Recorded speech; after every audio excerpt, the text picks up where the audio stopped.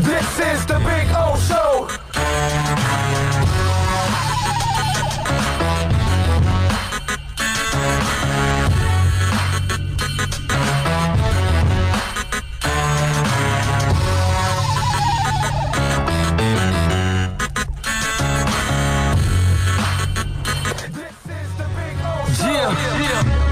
Big O, we told you we ain't playing no games, man. It's yours truly, probably Pablo, Culture, Lord Productions. Good morning, South Florida. This is the Big O Show. You're tuned into the Big O Show. This is the Big O Show. This is the Big O Show. Judge, you tuned in to the hottest sports radio show with Orlando, a.k.a. the Big O. He covers all the South Florida teams, from the Dolphins to the Heat, well, you know what I mean. Monday to Friday, Probably Pablo in the Big O Show. O's on the radio, the top's where we gonna go. Miami, that's the way we roll. Locked on the morning show. Big O, no one has a similar show. Talk sports, talk plays, talk live and direct. Because nobody do it better than Big O in the set. From sunrise, listen live, it's the best of the best. He's got the fans, got the heat, he's the best of the best. Big O, the only talking sports with a style. Break it a morning, it's Big O-N. Thank you for tuning in, keeping you glued in. Stay tuned, because right here's where the rumors in. Same place, because right here some of them begin. Simply call and just state your opinion. Real talk, sports talks, the Big O Show. Yeah, you love it, yeah, you like it, call him and let him know. Culture, probably Pablo, now introducing the man of the hour, Big O, a.k.a. Orlando Gary. Yeah.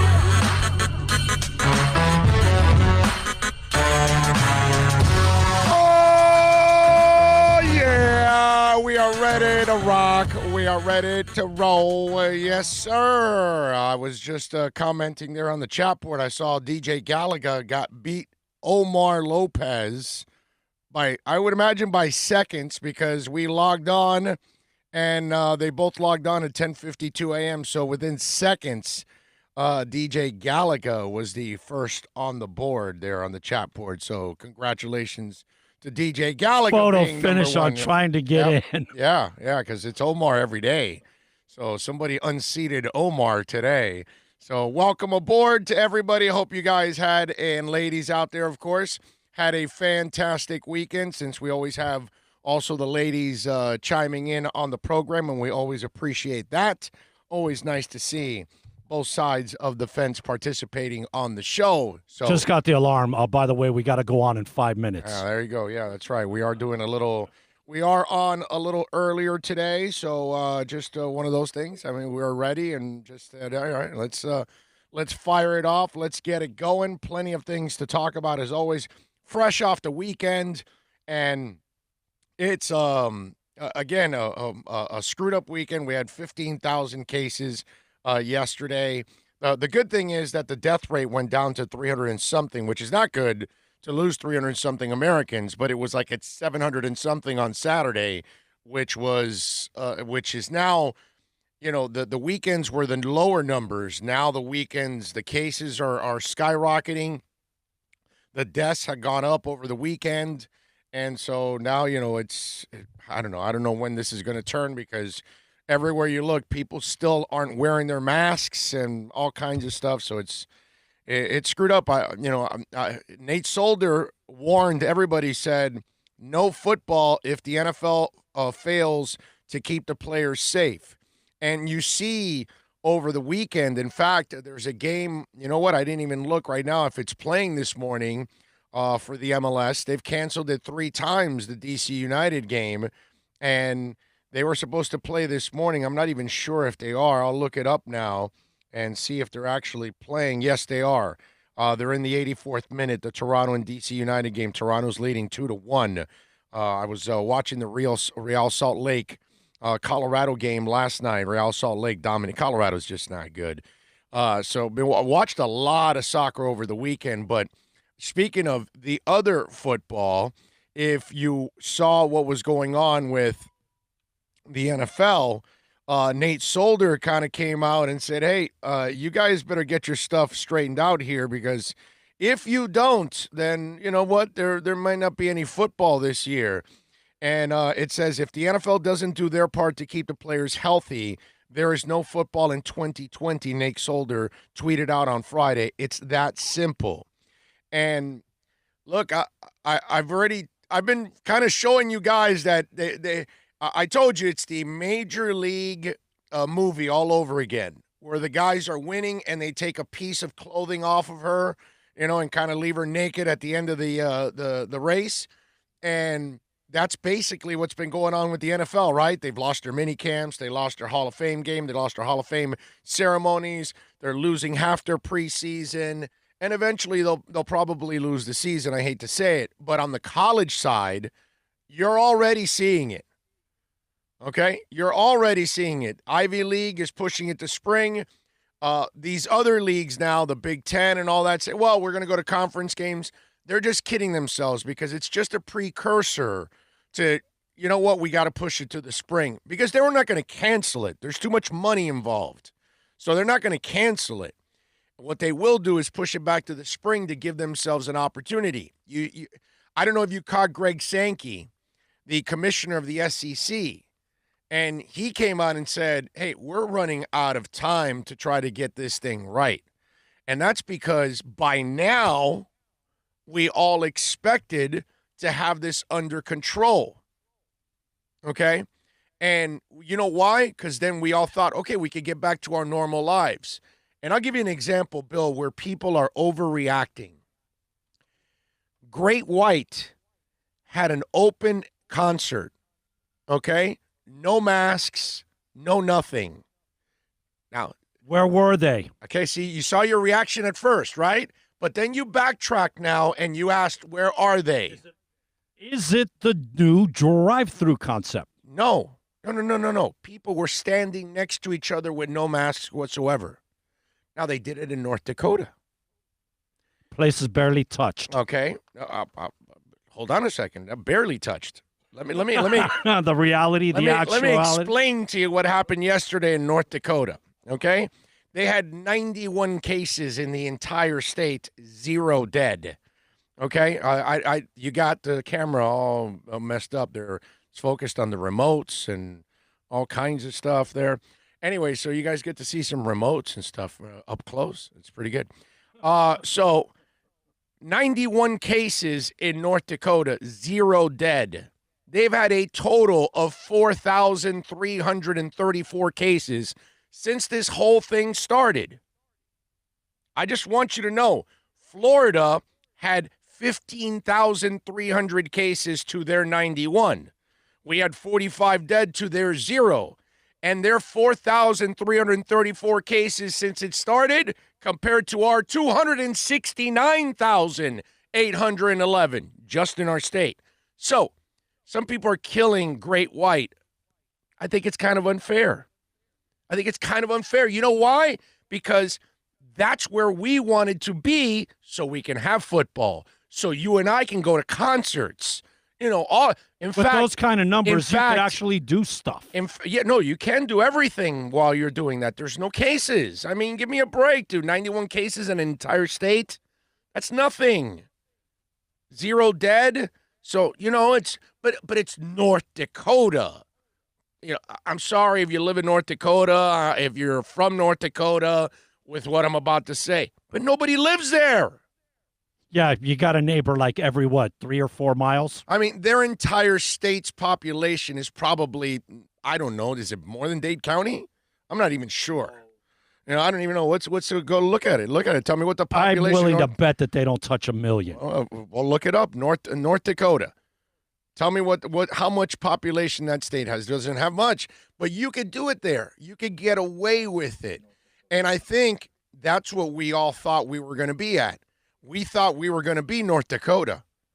But obviously, if people aren't putting their masks on and all that, it's I'll give you the opposite of that, right? The opposite of North Carolina. Are you ready? Here's the absolute opposite of North Carolina, North Dakota. North Dakota, like I told you, had 91 cases yesterday, 0 dead, 4,334 cases total since it started. 760,000. Big influx based on last year. 4,900 people added, so they're at a max of 760,000 people. Here's a story. They don't even reach Hialeah. Here's a story of one woman that's worse than North Dakota. Okay? Are you ready? A woman who had no symptoms of coronavirus caused 71 other people to be infected. And she did everything right.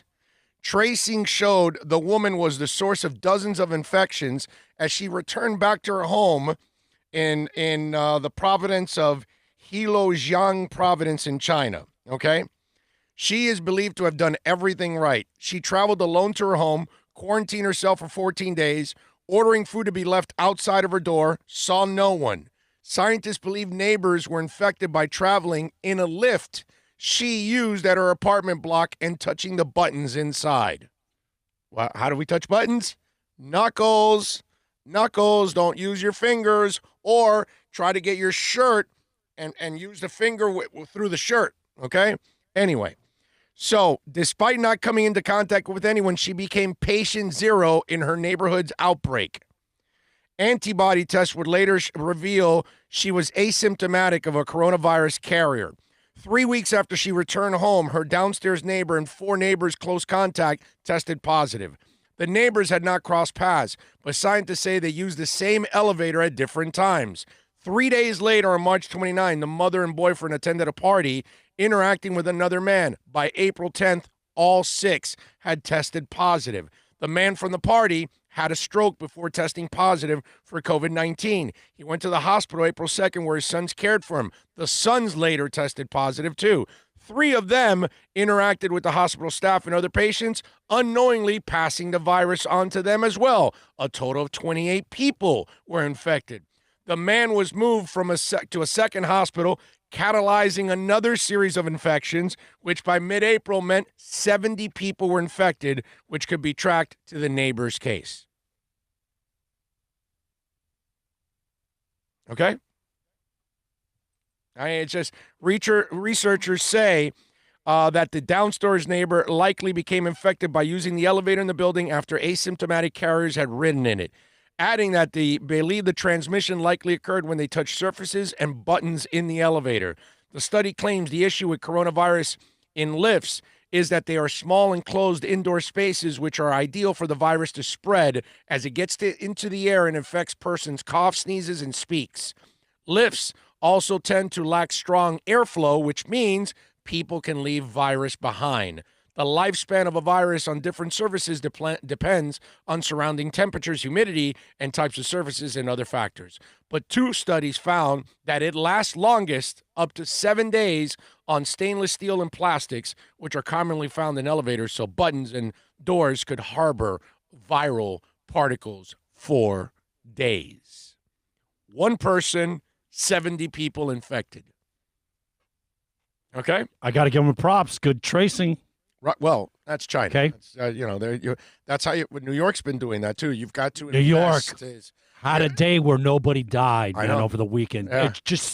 It's Connecticut, another one. Right. Man, you can see it can be done if you work it. Well, but they've been hardcore closing down, and that's what you have to do. You have to be hardcore closing down, and then eventually and open stay the course slowly and responsibly. But of course, we don't know that. We're a stupid country, and that's why we are an embarrassment to the world. Scary on that info, man. Yeah. We were under the impression it was 48 to 72 hours possible to live. Now they're saying 7 days. This thing will not die, man. I mean, that's it's messed up. Yeah, man. It's crazy.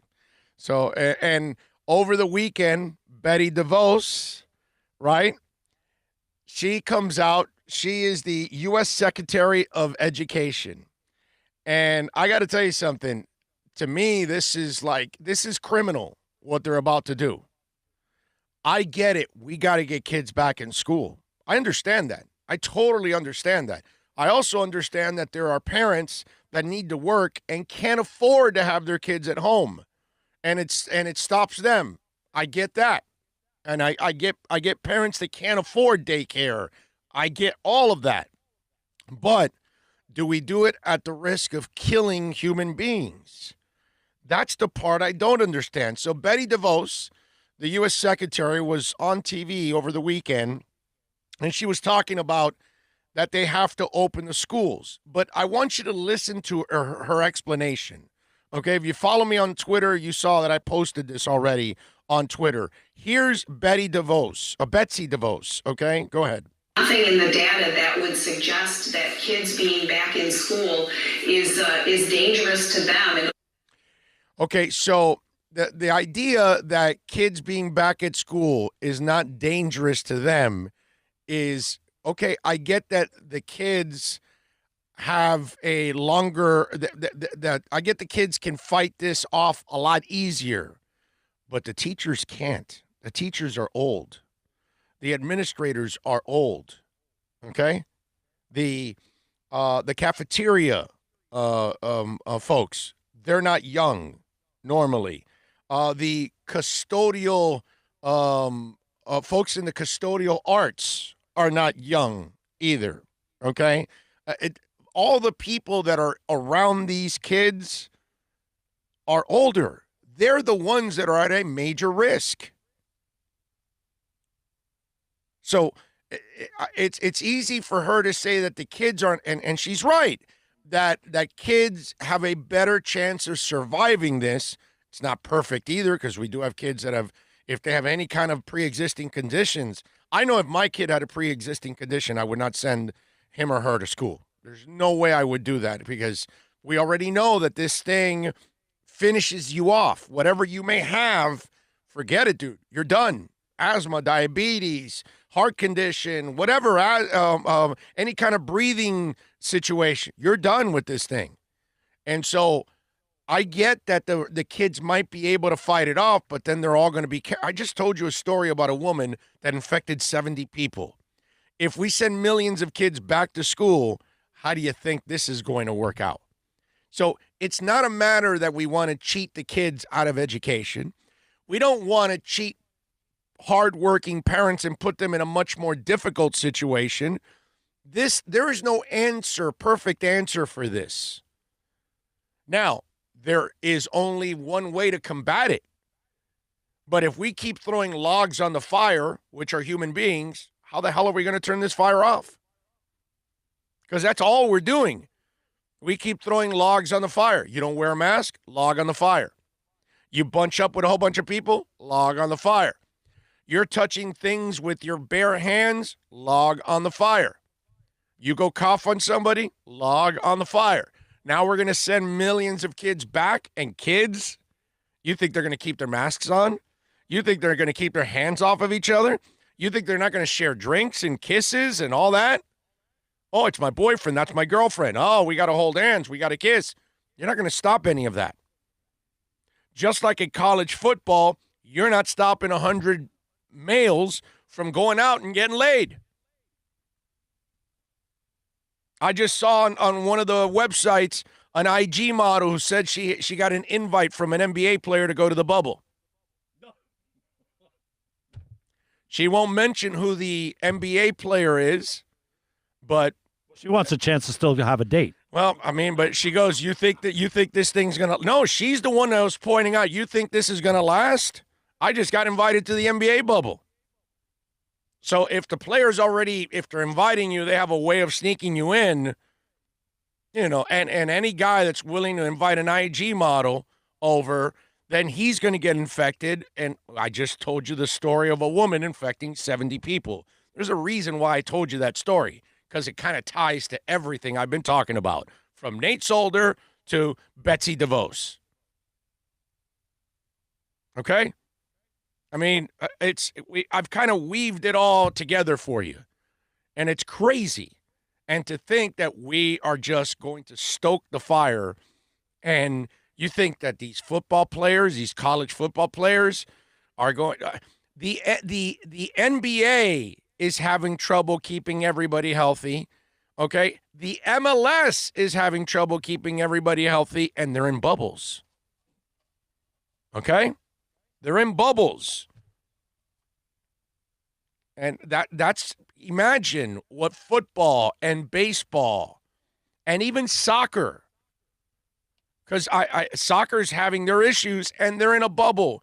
Imagine when this tournament is over and they've got to go to their cities. It's going to be hard. And that's why I say that to start the school year at this time, at the height of a pandemic, or where does that make any sense? Yeah, listen, you want to start school in North Dakota? I kind of get it. There's nobody infected there. It's a lot different in North Dakota. But in Florida, you can't have schooling. You can't have schooling in Texas. Can't have schooling in California. You can't have schooling in a lot of places that are spiking, and now they're having thousands of cases a day. And we crossed 15,000 yesterday. I see that woman saying, yeah, no, we can send the kids. It's not a risk. And she doesn't think about the old people. And the question I have now is, will teachers, administrators be able to sue the school system if their lives – because, look, you get behind the wheel of a race car. You know the risks. You become a police officer. You know the risks. Okay? That's just the way it is. You're a firefighter. You know the risks. You're not supposed to have any risk as a teacher. You're supposed to just teach kids, and you're supposed to go home. You may not go home with all your brain cells. You may not go home sane by the time you're done teaching 30 years down the line. You might be a little fried. Okay, we get that. But you're not supposed to have your life on the line. They don't pay you that kind of money. And that doesn't come with the territory. Although now you're telling teachers and administrators, well, you need to go teach with your life on the line. You know, that to me is, it just, I don't know, it doesn't fly. I just looked up because of what we were talking about, is she the original? By the way, she is. And just to add a little funny caveat, she has no education degree or teaching experience, has never attended a public school, nor has her children. Betty DeVos. Betty DeVos. Betsy DeVos. Betsy DeVos. And she made a donation of $9.5 million, and that's how she got the appointment. She's had the job since 2017, which is when his cabinet was being made up post being elected in 2016. She has no public school involvement ever. I wouldn't have Betsy DeVos take care of a street lizard. You know, little brown lizards you find around everywhere. If I had one as a pet, I wouldn't even have her take care of that. Okay? She has no experience at all, has no involvement with public school, and she's in charge. Yep. How? Big O, I have a great idea. USA lowered the Social Security age to collect Social Security from 62 to 60. This will help save lives and open beds in hospitals. Do we have the money for that? I don't know. Clee Torres says, Americans are now globally as ignorant and arrogant nation. We are completely isolated. The entire world shut down for a hoax. There you go. It's all a hoax. Let's see. You willingly take the risk, but you get compensated for the risk. Teachers do not get compensated for this risk. No, of course not. No. Nope. Let's see. What else do we have? Ron says, drop the propaganda. I guess for Ron, he doesn't care about dead Americans. He's happy that 130,000 Americans have died for no reason at all. Some people are like that. That's fine. Florida, 21.5 million. Yeah, quite a bit, huh, George, compared to North Dakota. That's why some people are criticizing that concert. I'm not. If there were no deaths and, a joke of cases in an entire state, why not have? Those are people that live there. It's not like we all traveled to North Dakota to go see Great White. Would you have thought about it, though, to go get a concert under your belt? No, because that's not even the real Great White with the lead singer. Okay. It's, God, I forgot his name now. Now I'm brain farting with his name because that's how it is. It's whatever's Great White. It's a bastardized version of the band. Yeah, but the guy the lead singer now that I'm forgetting, somebody help me out with the damn lead singer, Jack Russell's Great White. That's how it is. When you go see Jack Russell's Great White, then you know you're seeing the Great White with the lead singer. Okay? And Jack's had a lot of physical ailments. Jack's one of those guys that cannot tour, actually. Not with the whole COVID. Everything that Jack Russell has gone through physically, there is no way he could be touring in today's environment. You know? He goes, Big O, Ron Paul says, Big O wants to stay in bed with covers up to his nose for 3 years, then it will be. Hey, Ron Paul, hey, dumbass, okay? I got 5 stents in my heart, and I do 4 remotes a week during the pandemic. I've been working out on the street for the entire pandemic. I haven't stopped working. I've been out all over, Ron. See, that's the problem, Ron. Some of you are too freaking stupid and ignorant to actually look at what's going on. I don't live scared. I work, bro. I've been working throughout the entire pandemic, dumbass. I'm on every day. I'm at VSS West Pines. I'm at Toyota of Hollywood. I'm at Acura. I'm out in the open. I do go out because I have to work. I have to produce. But I don't have to put kids at risk, Ron. But you're a freaking dumbass. That's the difference, Ron. That's it. So I don't live scared. I will be working tomorrow night. I will do my show, and then I will do a 10:30 broadcast of a soccer game and a post-game show. So, I mean, I'm working. I haven't stopped. My life hasn't changed at all through the pandemic. But I get it, Ron. You're a Trumpy. You got your nose so far up his ass, you can't do anything about it. And so you're dumb and ignorant just like he is. It's all good, Ron. It's all good. You just want to put a percentage on the people that are dying because to you, it's just a number. To me, it's 130,000 Americans that didn't need to die. It's a lot of families that are hurting right now, Ron. But I get it. You're cold, you're callous, you're ignorant, and you're a Trumpy. It's all good, bro. I think we're up to 130. It's all good. I think we're up to 135,000. Yeah, it's all good. And Ron, I'll be out on Wednesday. I'll be out on Tuesday. I'll be out on Thursday. I'll be out on Friday. I'm working. I haven't stopped working. Anybody, and it's, you know what? All the videos are there. Every video, every day. It's there, bro. I don't stop working. You know? So it's not a matter of me. I'm looking out for the general public, Ron. You know, the public that you don't care about, Ron? You know, the kids that you don't care about? Because all you care about is raw numbers? Because to you, the loss of life are just raw numbers, Ron. That's why you're a putz. So there you go. I love that. So I got that from some guy also on Twitter. And he was like, hey, Big O just wants everybody to live in their houses and all that stuff. He goes, so we just live like this forever, oh? This is Peter John Mendez on Twitter. Panther Fan 87. Let me even give you his handle, okay? So you can visit Panther Fan 87 on Twitter. So he goes to me, so we just live like this forever, oh? What happens when the vaccine comes out and you don't want to take or give it to your kid, and then there's an outbreak at the school? So we all just live in fear forever. So you know what I tweeted back to the guy? I've been working every day through the pandemic, dumbass. What fear? ? I just have common sense. Old people will die around a bunch of carriers called kids. Starting a school year at the height of the pandemic is catastrophically stupid and irresponsible. We clear now? ? Have a nice day. Because I do want, I want Peter John to have a nice day, okay? Even though his dumb ass doesn't pay attention.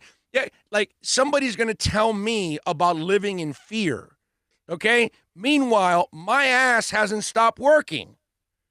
And I go out in public all the time, but I'm masked up, ain't I? I keep my distance from people, don't I? You're facing your fears on a daily, practically. Every day, both of us, because you have asthma. Yeah, my white cells too. It might affect you even more than me, actually. It's crazy. Well, like I said, but we're both high risk people. Yes. Okay, both of us are high risk. We have not stopped working. So it's not a matter of living in fear, bro. The only person I was afraid, the only thing I've ever been afraid of is dead. Okay? That happened in the 90s. It was my dad, and when he's pissed. That's the only thing I've ever been afraid of in my entire life. Outside of that, I fear nothing.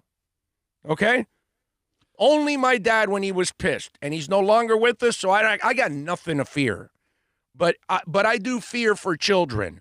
I do fear for teachers. I do fear for administrators. I do fear for the cafeteria people because now they're going to be dealing with thousands of kids every day. And what are kids? They're carriers, bro. They're gross. They're disgusting. They're kids. Just like you and me when we were kids. Snot nose, runny nose, Yeah, snot bro. nose, running, Please. dirty hands, never wash. Sharing everything. And they smell like small farm animals. They do. You ever Come on, smell man. a kid after going out in PE? They smell, bro. I don't know about this. But all I know is that kids spread everything, bro. They're gross. They don't believe in anything. You know, because that's just the way kids are. That's the way I was. That's the way you were. They're kids. We're kids. That's how we live our lives. You're still that way. If you go with No. nieces and Not like nephews, that. you don't go get on the slide and go get on the swing and do all that stuff when you're at the park. Dude, yeah. with my nieces and man, I still do that. I Yeah. still go. Yeah. It's time to be a kid, man. Yeah. You're in that environment. When in Rome, do the like a Roman. Yep. Troll alert. Ron, please leave the chat room. Troy says, LOL, Ron's a dumbass. Big O roasting a troll for breakfast. Yeah, I never seen that guy. First I've heard of Ron defiant a troll. Yeah, it's just, it's just stupidity. That's all. But There is one fear I will say that you did not mention, and we've talked about it, because we did have the little scare with my niece, and whatnot. The fear of passing it to somebody. Right. Okay? And If that's why if you it makes you even more responsible.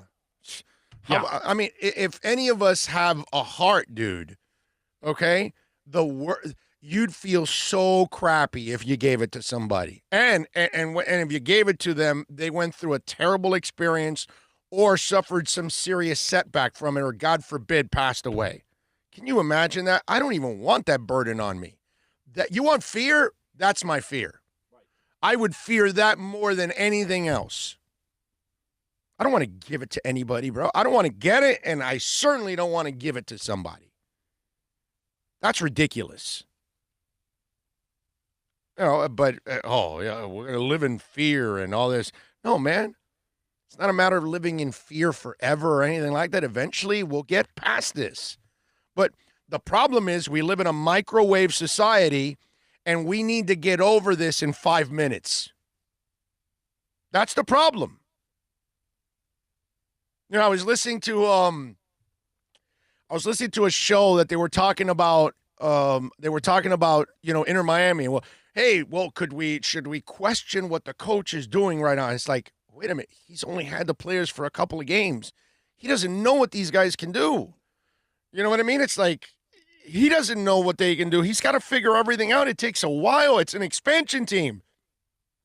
They're 3 games into their existence, and they played 2 of them 4 months ago. I mean, how's any coach supposed to know their expansion team? No, you got to give them a half a season to figure everything out, bro. I get it. The tournament is short. It's only a month. You don't have time, but they're an expansion team. They're not supposed to win.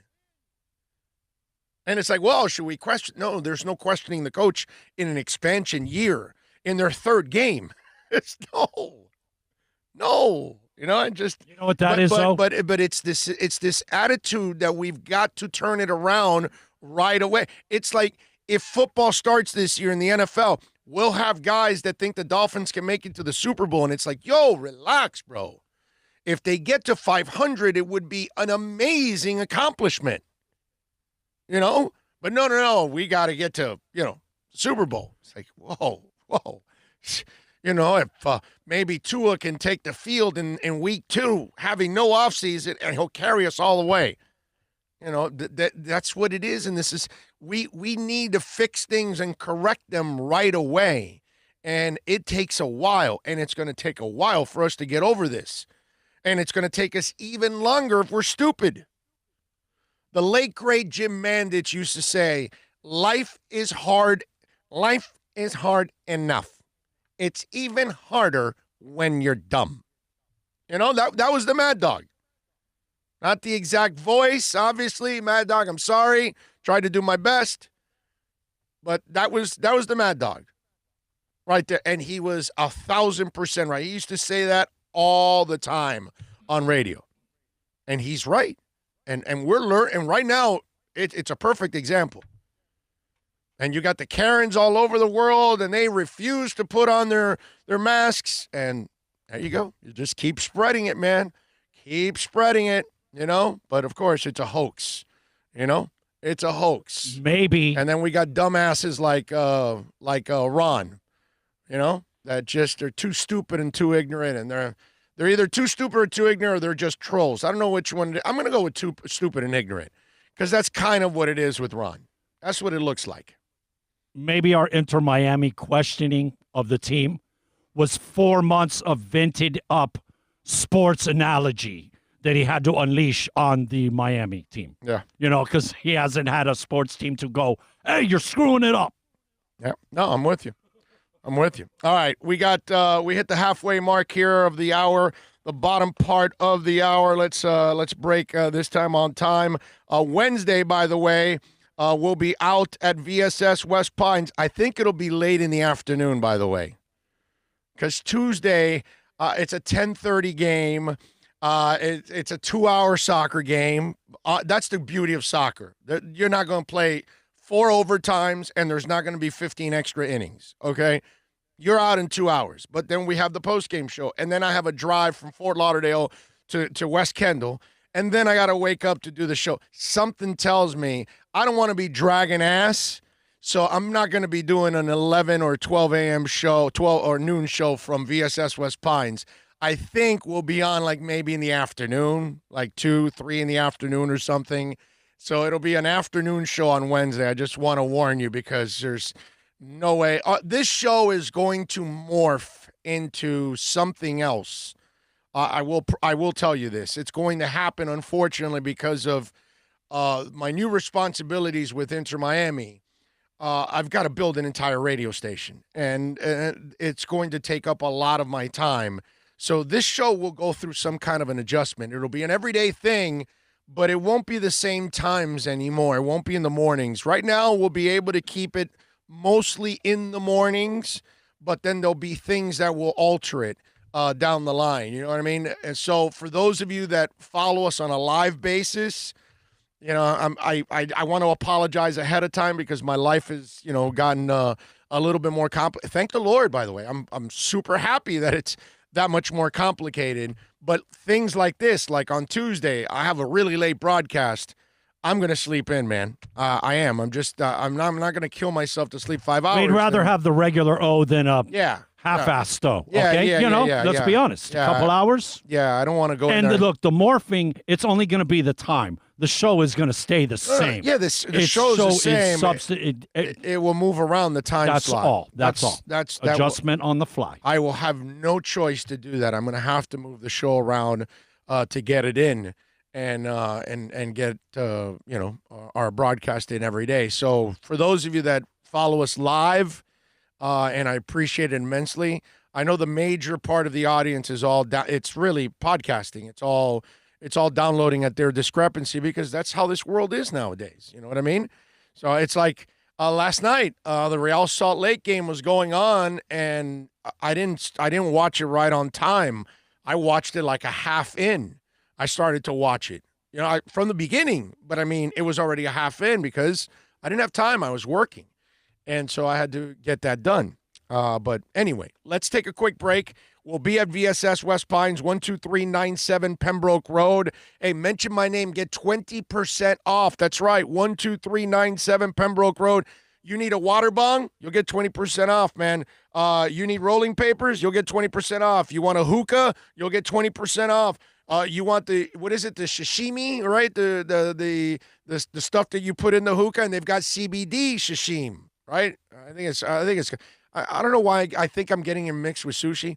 Anyway, but you guys know, those of you that use the hookah stuff, you know what I'm talking about. CBD, I tell you all the time about the CBD, man. It is phenomenal to relieve stress, anxiety, pain for you, your animals. If you have a dog or a cat, you want to mellow them out a little bit. CBD, all natural, not a drug, folks. They've got them in flour, tinctures, edibles, CBD topicals, transdermal patches.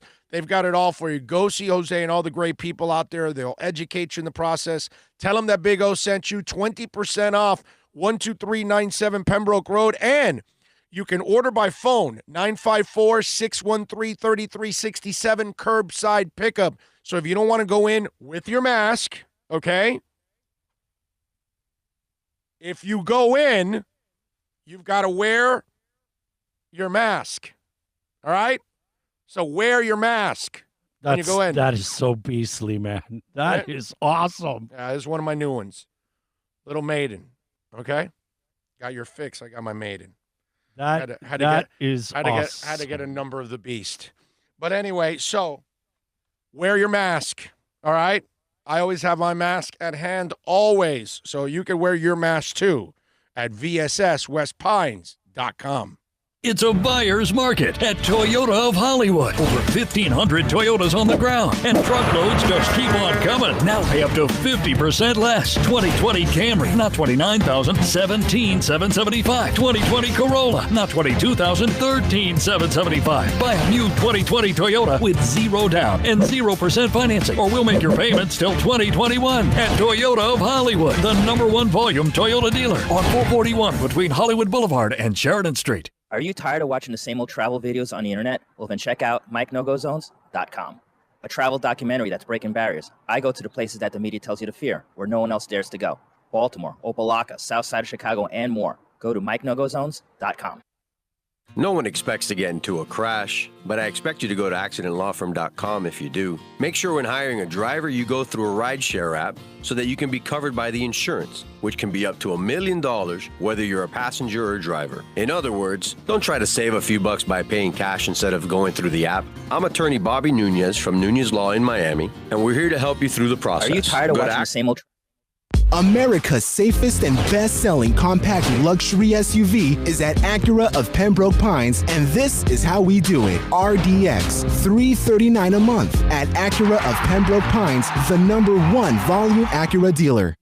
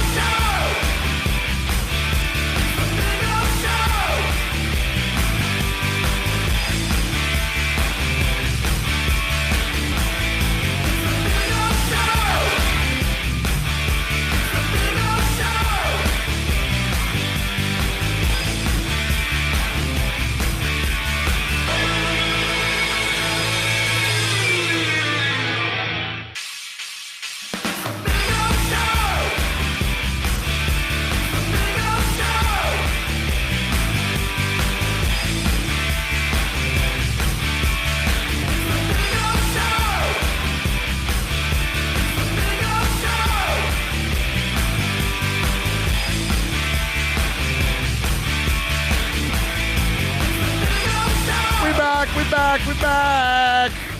Just actually doing some work right now. Reaching out to a couple people. I was talking to Thomas Rongan now. I was talking to my man Sean Stanley, talking to Chris Whittingham. And I got to tell you something. If you did not catch our broadcast, our first one, I thought it was a hell of a broadcast. I thought the boys did a great job overall with everything going on. It's been pretty damn impressive, man, I got to say. George, he put, I'll say this, the number of deaths that they are saying from COVID is definitely fudge. For example, if you die from a heart attack but test positive for COVID, then it's considered a COVID death. First of all, George, it's a federal law. You cannot lie on a death certificate. I don't know if you know that, okay? You cannot do that. So, but if you had a heart attack and it was driven by COVID, then yeah, you died of COVID. Okay? Like, God forbid, he has asthma. I have 5 stents in my heart. Okay? I've had clogged arteries. That's why I have the stents. So my arteries could get clogged again and I could die. But the COVID then speeds up the process and kills me. Or somebody with asthma or whatever. But this is what I always say to those people like George, like that. Okay, let's just say 137,850 deaths so far. Okay, George, I'm gonna entertain you, George. Okay, on this. Let's just say 20,000 of those deaths are lies. Just 20. That's a lot. It's still 117,000. Does that make you feel better, George? Even though I know that's a lie too, by the way. I don't think that much has been fudged at all. I think COVID finishes your ass out, I think is what it is. But whether they fudge the numbers or not, what are we talking about? 100? 1,000? 2,000? It's not even 20. But if it is 20, think about it. It's still 117,000 people have died in 4 months. Okay, it's really 137, almost 138,000 now in 4 months. I'm sorry, and by the way, we have 20,000 cases already today and 68 deaths at 11:38. So let's hope the number doesn't go up that much more. Ray Grulon, yeah, with a little super chat.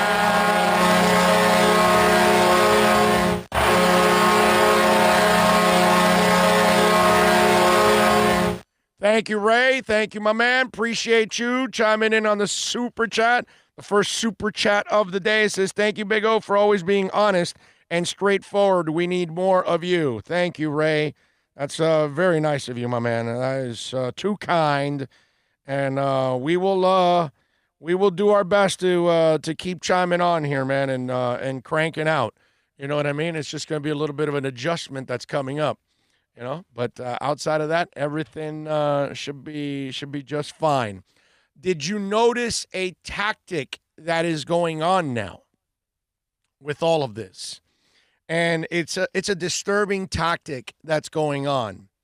The NFL players and Nate Solder, when he was talking about there will be no football if the NFL fails to keep the players safe. Now the players are, if they strike, there's a threat that the owners can pull the new CBA deal.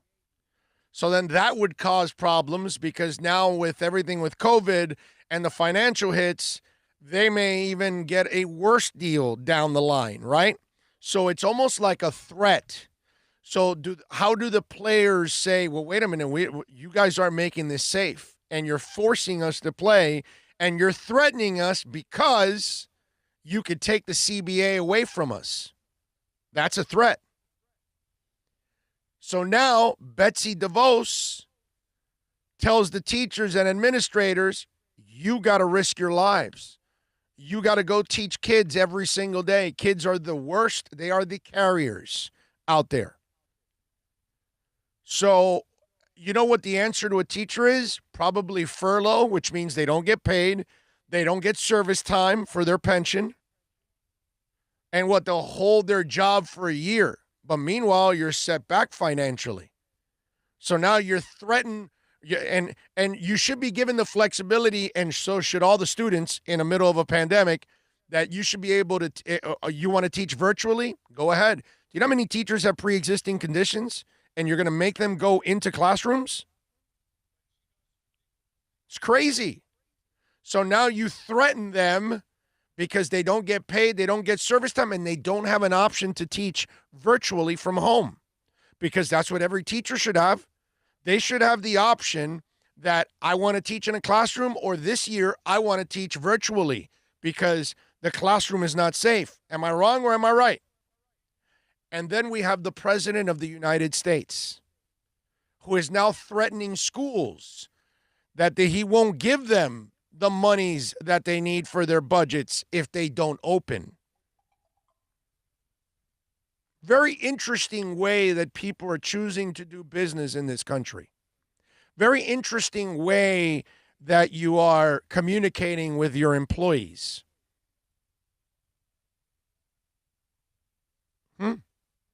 Or in Trump's case, citizens.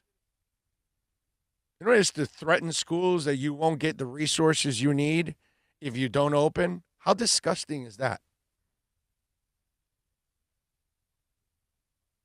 Just, food for thought.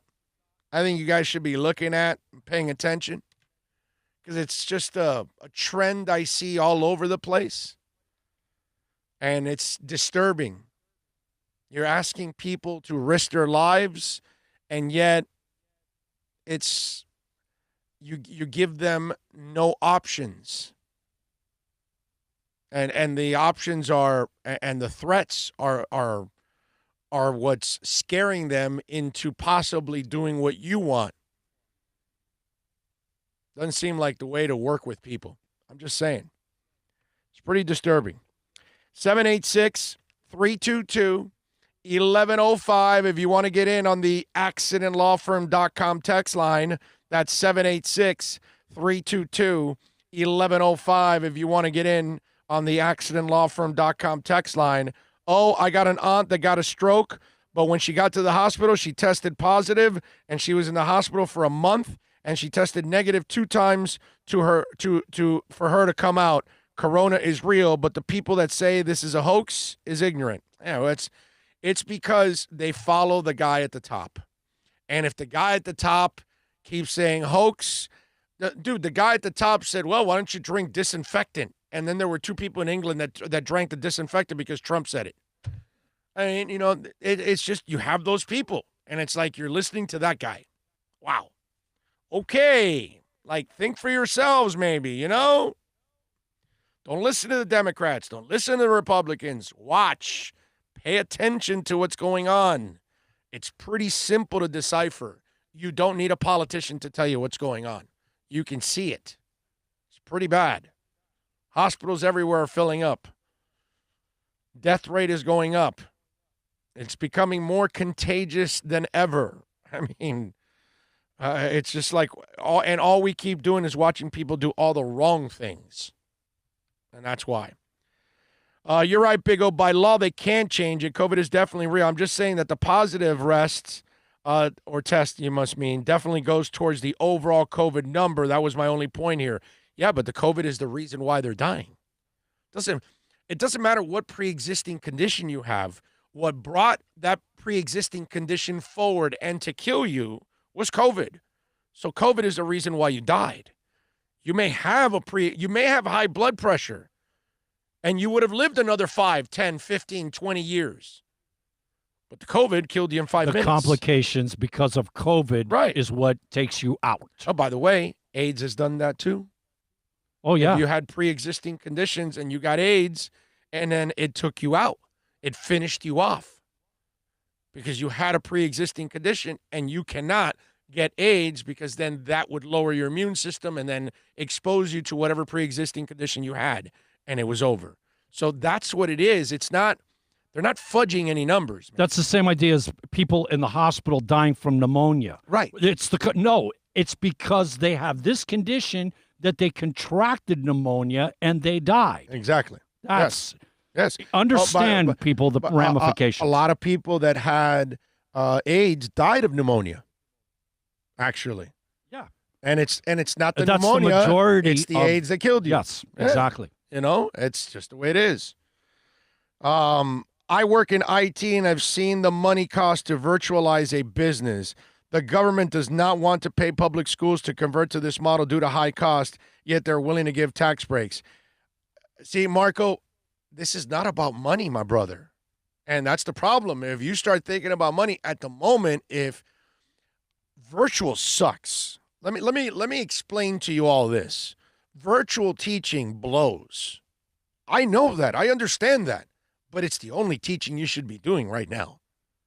Is my point. Unfortunately. I would love to have all the kids in the classroom, but then you would have to make them all I don't know, boy and girls in plastic bubbles. That's the only way that you can do it.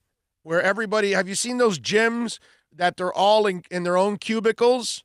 That's the only way that you can do it. And I don't even know how they can go out of the classroom without interacting and get to the next classroom without crossing over each other and breathing and everything. It's impossible. It really is. But we cannot be thinking about money, Marco. Right now, I get what you're saying, that they think about the conversion and how expensive it is and all of that. But the bottom line is, unless you can make it safe for everyone, because I hate that they only mention the kids. Think about this. Think about the school structure, okay? Think about the importance that is to a building block to our society. So we are now putting at risk all of our building blocks and possibly killing the people that prepare the future of our country, teachers and administrators, and possibly even killing the kids, who could be also the future of our country. I mean, that's a really important cog to our society. And now all of a sudden we're going to put them all at risk? You know people don't want to be teachers, right? You guys know that, right? So you start either killing them or scaring them off. You can't replace them. I don't know if you guys know that, but there are no teachers. There's not a plethora of people just dying to get that underpaying job. No. No. You just look. The education secretary obviously has none. So there you go. Think about it. Okay? I mean, I saw a teacher that was at 30 years or 31. She goes, no, I decided to retire. I'm not going back. Do you blame her? Yeah, I'm going to take my pension now. You know, and I don't blame her. And that's one of those people that are dedicated, that care about the kids, comes out of her pocket, like most teachers do. People don't realize that. I know that. I know. You know? Yep. Like Bob Dylan said, you don't need a weatherman to tell you what way the wind blows. Amen to that. Amen to that. You know, I'm with you, man. Let's see. Rob, you are not smart enough to keep up with the conversation about that. You guys are now taking shots at each other. These kids need structure. Unfortunately, it's hard. Yeah, no, it's tough, man. It's tough. And then Brooklyn Rob goes, okay, moron. Oh, man. I just, at this moment, we have to keep them away from schools. Because all you're going to do is make the pandemic worse by opening schools up. I get it. Our kids are getting set back. I am not going to argue with anybody with that. And I know I feel terrible for parents across the United States or across the world that have to try to teach their kids at home. And now they understand how good of a job, teachers do and how tough it is. You could tell that there's a larger respect for teachers now after some parents have had to do the homeschooling for the last couple of months, and they realize that it isn't easy to do that kind of stuff. Total new appreciation for what teachers do. Of course. On a daily. Of course. But, man, they got to do it. Anyway, all right, 786-322-1105. If you want to get in on the accidentlawfirm.com text line, you can always reach out to us there. Let me see what we got here.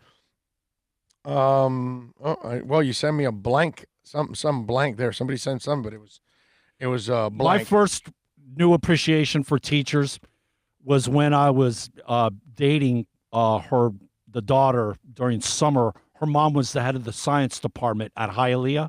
Mm-hmm. Man, her hallway was nothing but papers stacked to grade and this and, research papers. And just every day it was like, man, you're at school 10 hours a day, an hour before, an hour at the end. And she's like, oh, there's another 2-3 hours every day at home. Yeah. And I'm looking at her like, yeah, I've been watching it for 30 years. It was a new realization. Unless you really see it, you've seen it firsthand, obviously, because of the wife. 30 years. It's, man, it doesn't pay. No. The Washington Redskins are finally going to rename their team and put away the logo.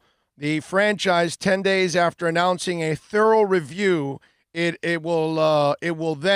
says on July 3rd, we announced the commencement of a thorough review of the team's name, the franchise announced in a statement. That review has begun in earnest. As part of this process, we want to keep our sponsors, fans, and community appraised of our thinking as we go forward. Today, we're announcing we will be retiring the current name and logo upon completion of this review. In other words, the name remains in place until review has completed and a new name has been revealed. Dan Snyder and Ron Rivera are working closely to develop a new name and design approach that will enhance the standing of our proud tradition, rich fan base, rich franchise, that inspires our sponsors, fans, and community for the next 100 years. Presumably, the name will last longer than 100 years. Every other name in the NFL presumably will, unless and until teams move, that is. For now, the message is this. The new name will be gone, but for now it will remain. It's an awkward needle to thread for the team since today's announcement makes it clear that the name must go. It's simply not a sustainable approach, and it points to a new name being selected ASAP. Presumably, once the team does what it should have already done, secures the appropriate trademark protections for the new name and logo. So there you go. And I tweeted this out, and let me make sure I got this right because they talk about, changing it, right? And you can. I mean, I get it that you got to hang on to the name right now, Washington Redskins, until you got the new name in place. But their Twitter handle is @Redskins. So when they put out their statement, I tweeted back to them, why don't you just change the Twitter handle like right away? That's all. I mean, at least do that. That way at least you don't have, because really, if you don't have a name right, which, look, it's unfair. Look, let me be fair now. Let's all be fair now. This whole thing came about the last 2 months here, last month and a half, whatever that's gone on, right? We can't expect them to have a name and be comfortable with it in just a couple of weeks. That's not fair. Plus, they do have to lock in the logo and the trademark and all that stuff, too. That's also a process. But you got to give them a little time here, half a year to kind of figure this out, because you want to stick with this name for a long time. You want to market it. You want to come up with the right logo, all of that stuff. So you want to have some real thought about this before you do it. You can't half-ass this and say, oh, no, we need this right away. Remember, we just talked about this microwave society. You can't treat it like that. Okay, so that's where I'll give them that break. At least they have acknowledged it. Dan Snyder now knew that he had to, because if not, he was going to lose millions and millions of dollars in revenue in all kinds of ways. The league was going to get a black eye because of this, because everybody would be hammering them. So I'm sure the commissioner and everybody else went after Dan Snyder and said, yo, enough's enough. We got to change this. And finally, I'm sure Dan Snyder is kicking and screaming behind the scenes, but he's finally doing it. But I would say this, Redskins, you may want to at least take away that name on Twitter.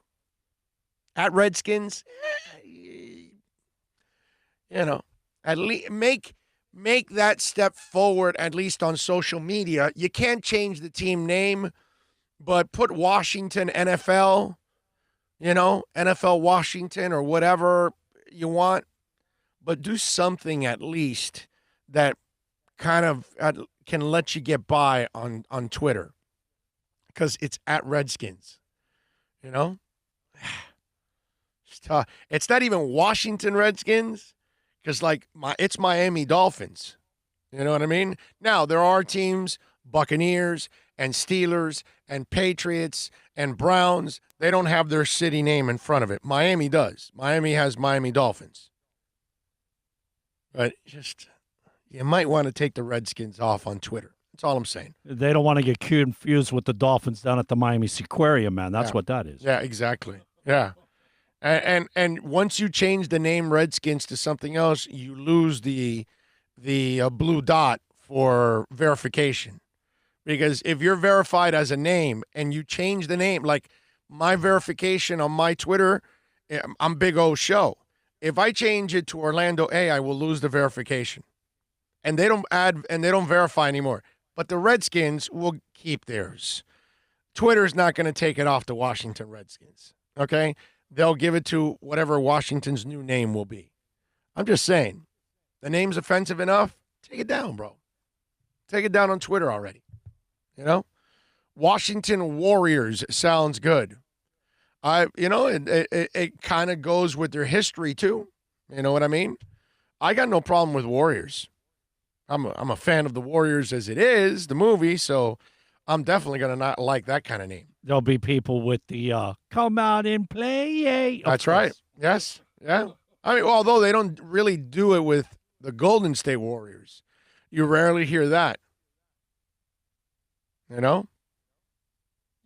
I don't know. It's just, it's crazy. Anyways, 786-322-1105. If you want to get in on the accidentlawfirm.com text line, that's 786-322-1105. If you want to get in on the accidentlawfirm.com text line, you can also reach out to us on Twitter. That's at Big O Show. Follow us there. Considering all the copyrights and everything like that is in probably Washington, D.C., right, for the country, would you think that Dan Snyder might have like a fast-track avenue to get this stuff done if he really wanted to?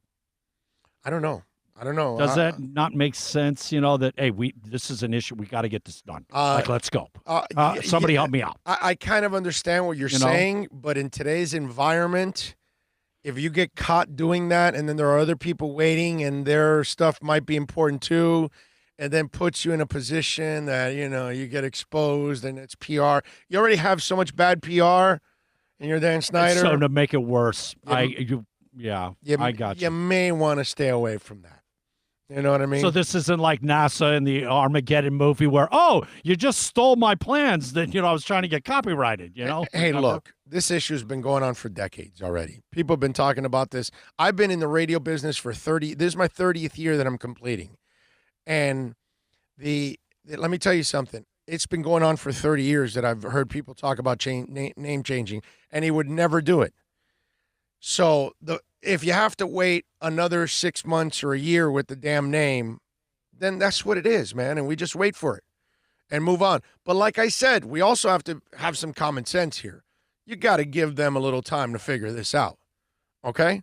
All right, the main thing is they've acknowledged they're going to change the name. It's coming.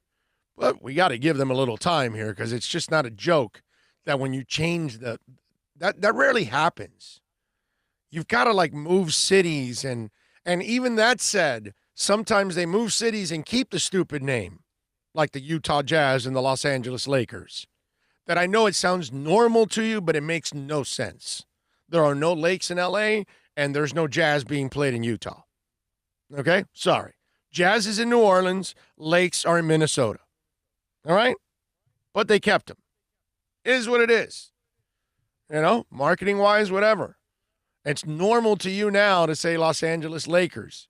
But if you really look at it, there's no reason to call them the Lakers when they live in Los Angeles. It just doesn't make sense. And we don't go to Utah to go listen to some great jazz clubs.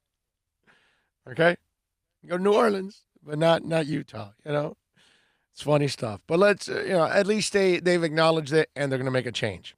All right, we had an interesting UFC battle over the weekend, but I got to tell you about the other chess match that went on in the UFC, and it had nothing to do with the octagon, okay? And I'll tell you how Jorge Masvidal lost twice, actually, on Saturday night. I'll explain that in hour number 2 right here on The Big O Show.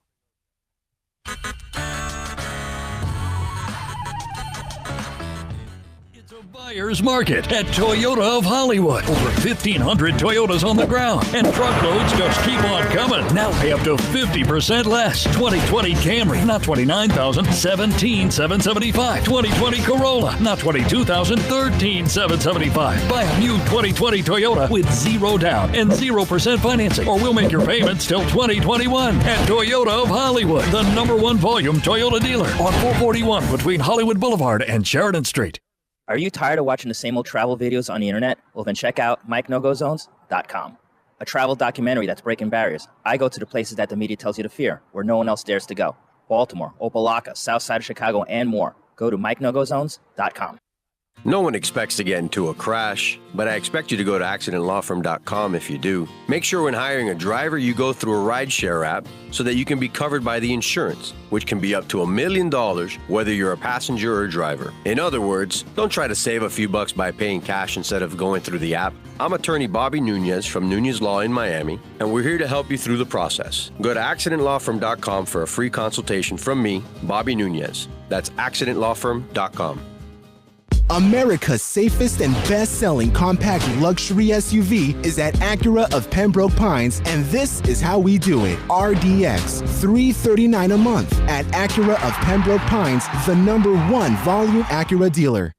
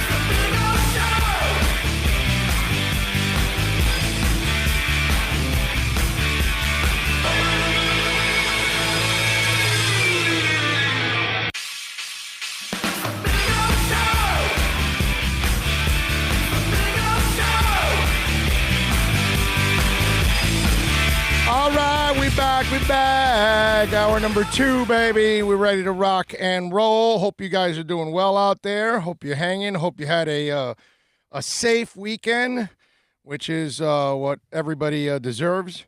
A nice, safe weekend. What exactly did you do all of this weekend? Oh, man. I was working on the Inner Miami radio station pretty much the but I entire mean, time. as far as going out, being out, did you do anything along those lines? No. No. I didn't go out. Did you do like me and go through a drive-through twice? I did one on Saturday and one on Sunday. That was it? Yes, that's it. That's all I did. I picked up IHOP on Sunday, and then Saturday I went by your house. I went by Toyota of Hollywood. You saw that I was at McDonald's picking up breakfast. Right. I went by Toyota of Hollywood in your house, and that's it. That's all I did. You know what I forgot? I did do that. And then yesterday, I went to Jetro, the restaurant depot out in Medley. I did. And I went at 4:30. They closed at 5. I was there for a half an hour, in and out by. Okay. And I got to say, because Can't of go out much, man. because of those long carts that they have, it kind of automatically implements social distancing because of the length of the skinny car. Yeah, I watched a lot of soccer this week, and the Parma-Bologna game was freaking awesome, dude. With the 2 goals and the extra time to make it. When I did see that. When they tell you a tie game isn't exciting, that tie was exciting, dude. That was actually a really fun game to watch. So that was really, really cool. Let's see. What do we have that I wanted to... Oh, yes. Usman and Masvidal, for those of you that watched the fight on Saturday night. And I got to tell you, when I'm watching that fight, look, I'm rooting for Masvidal, Miami guy, all that.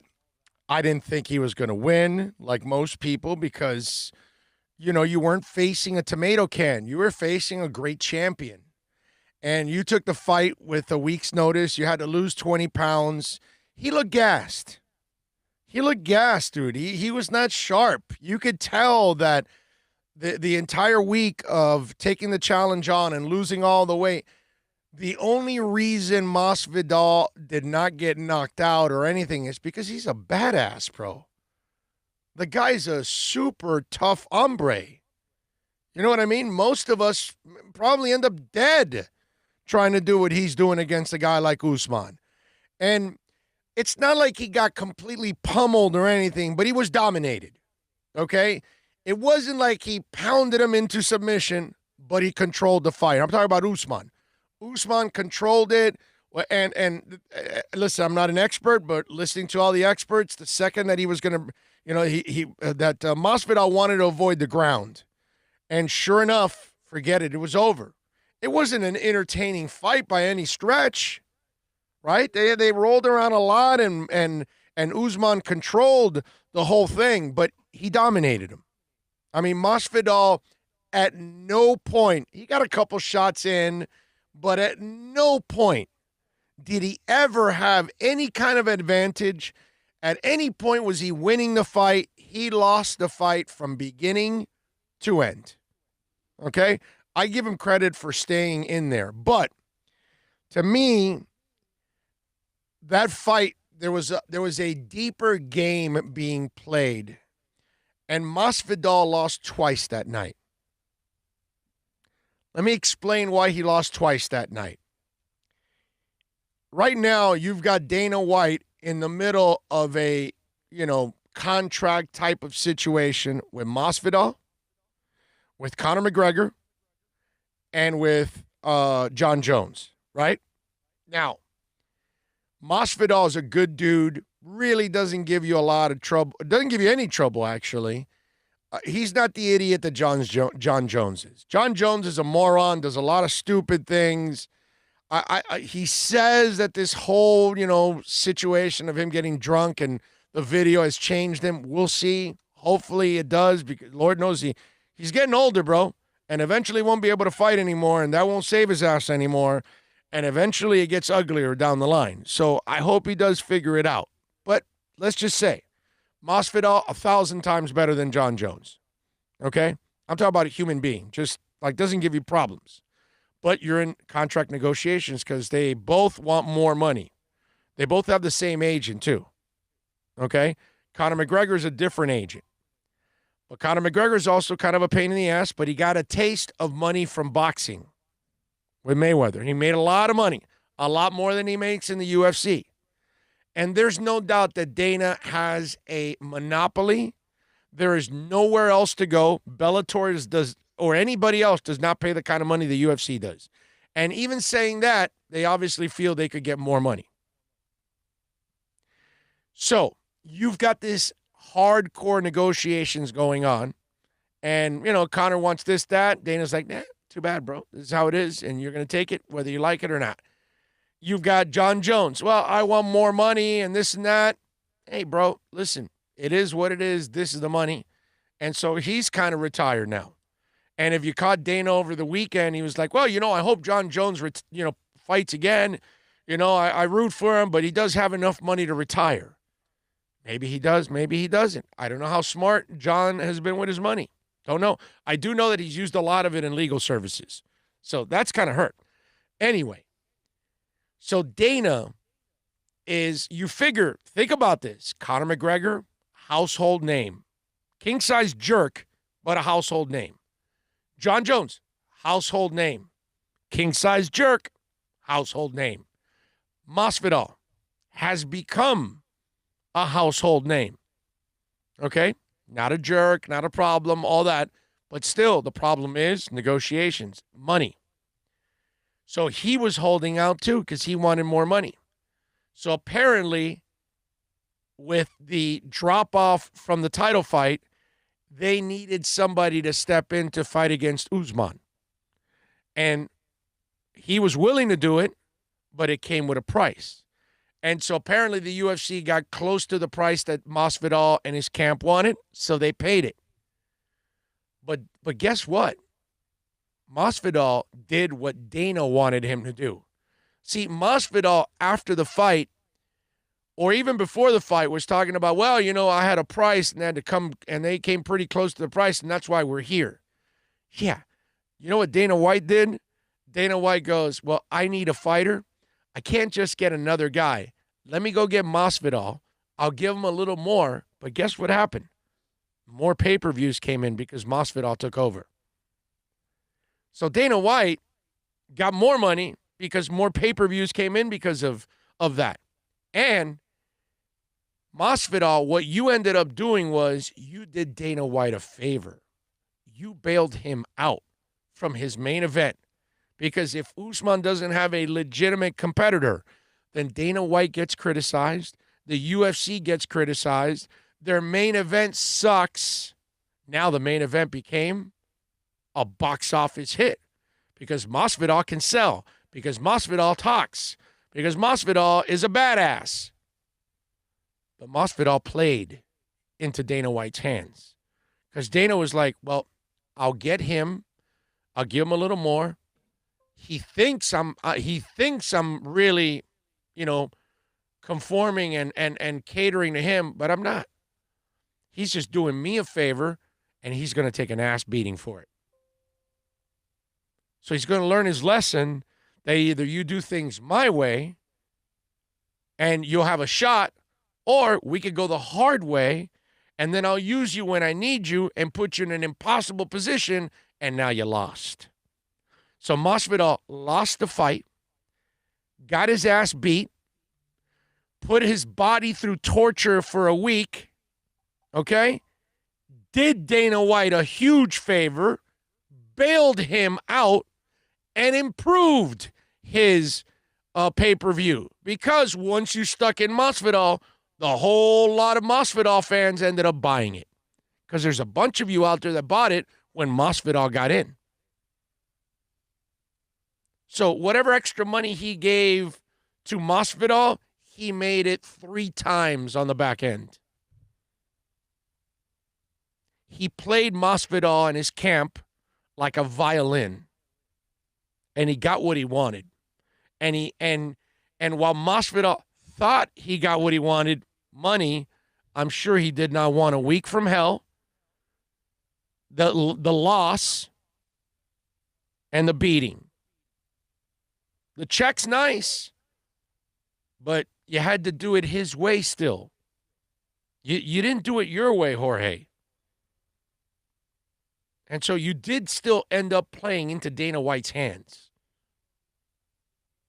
Like, he proved once again that I'm in control.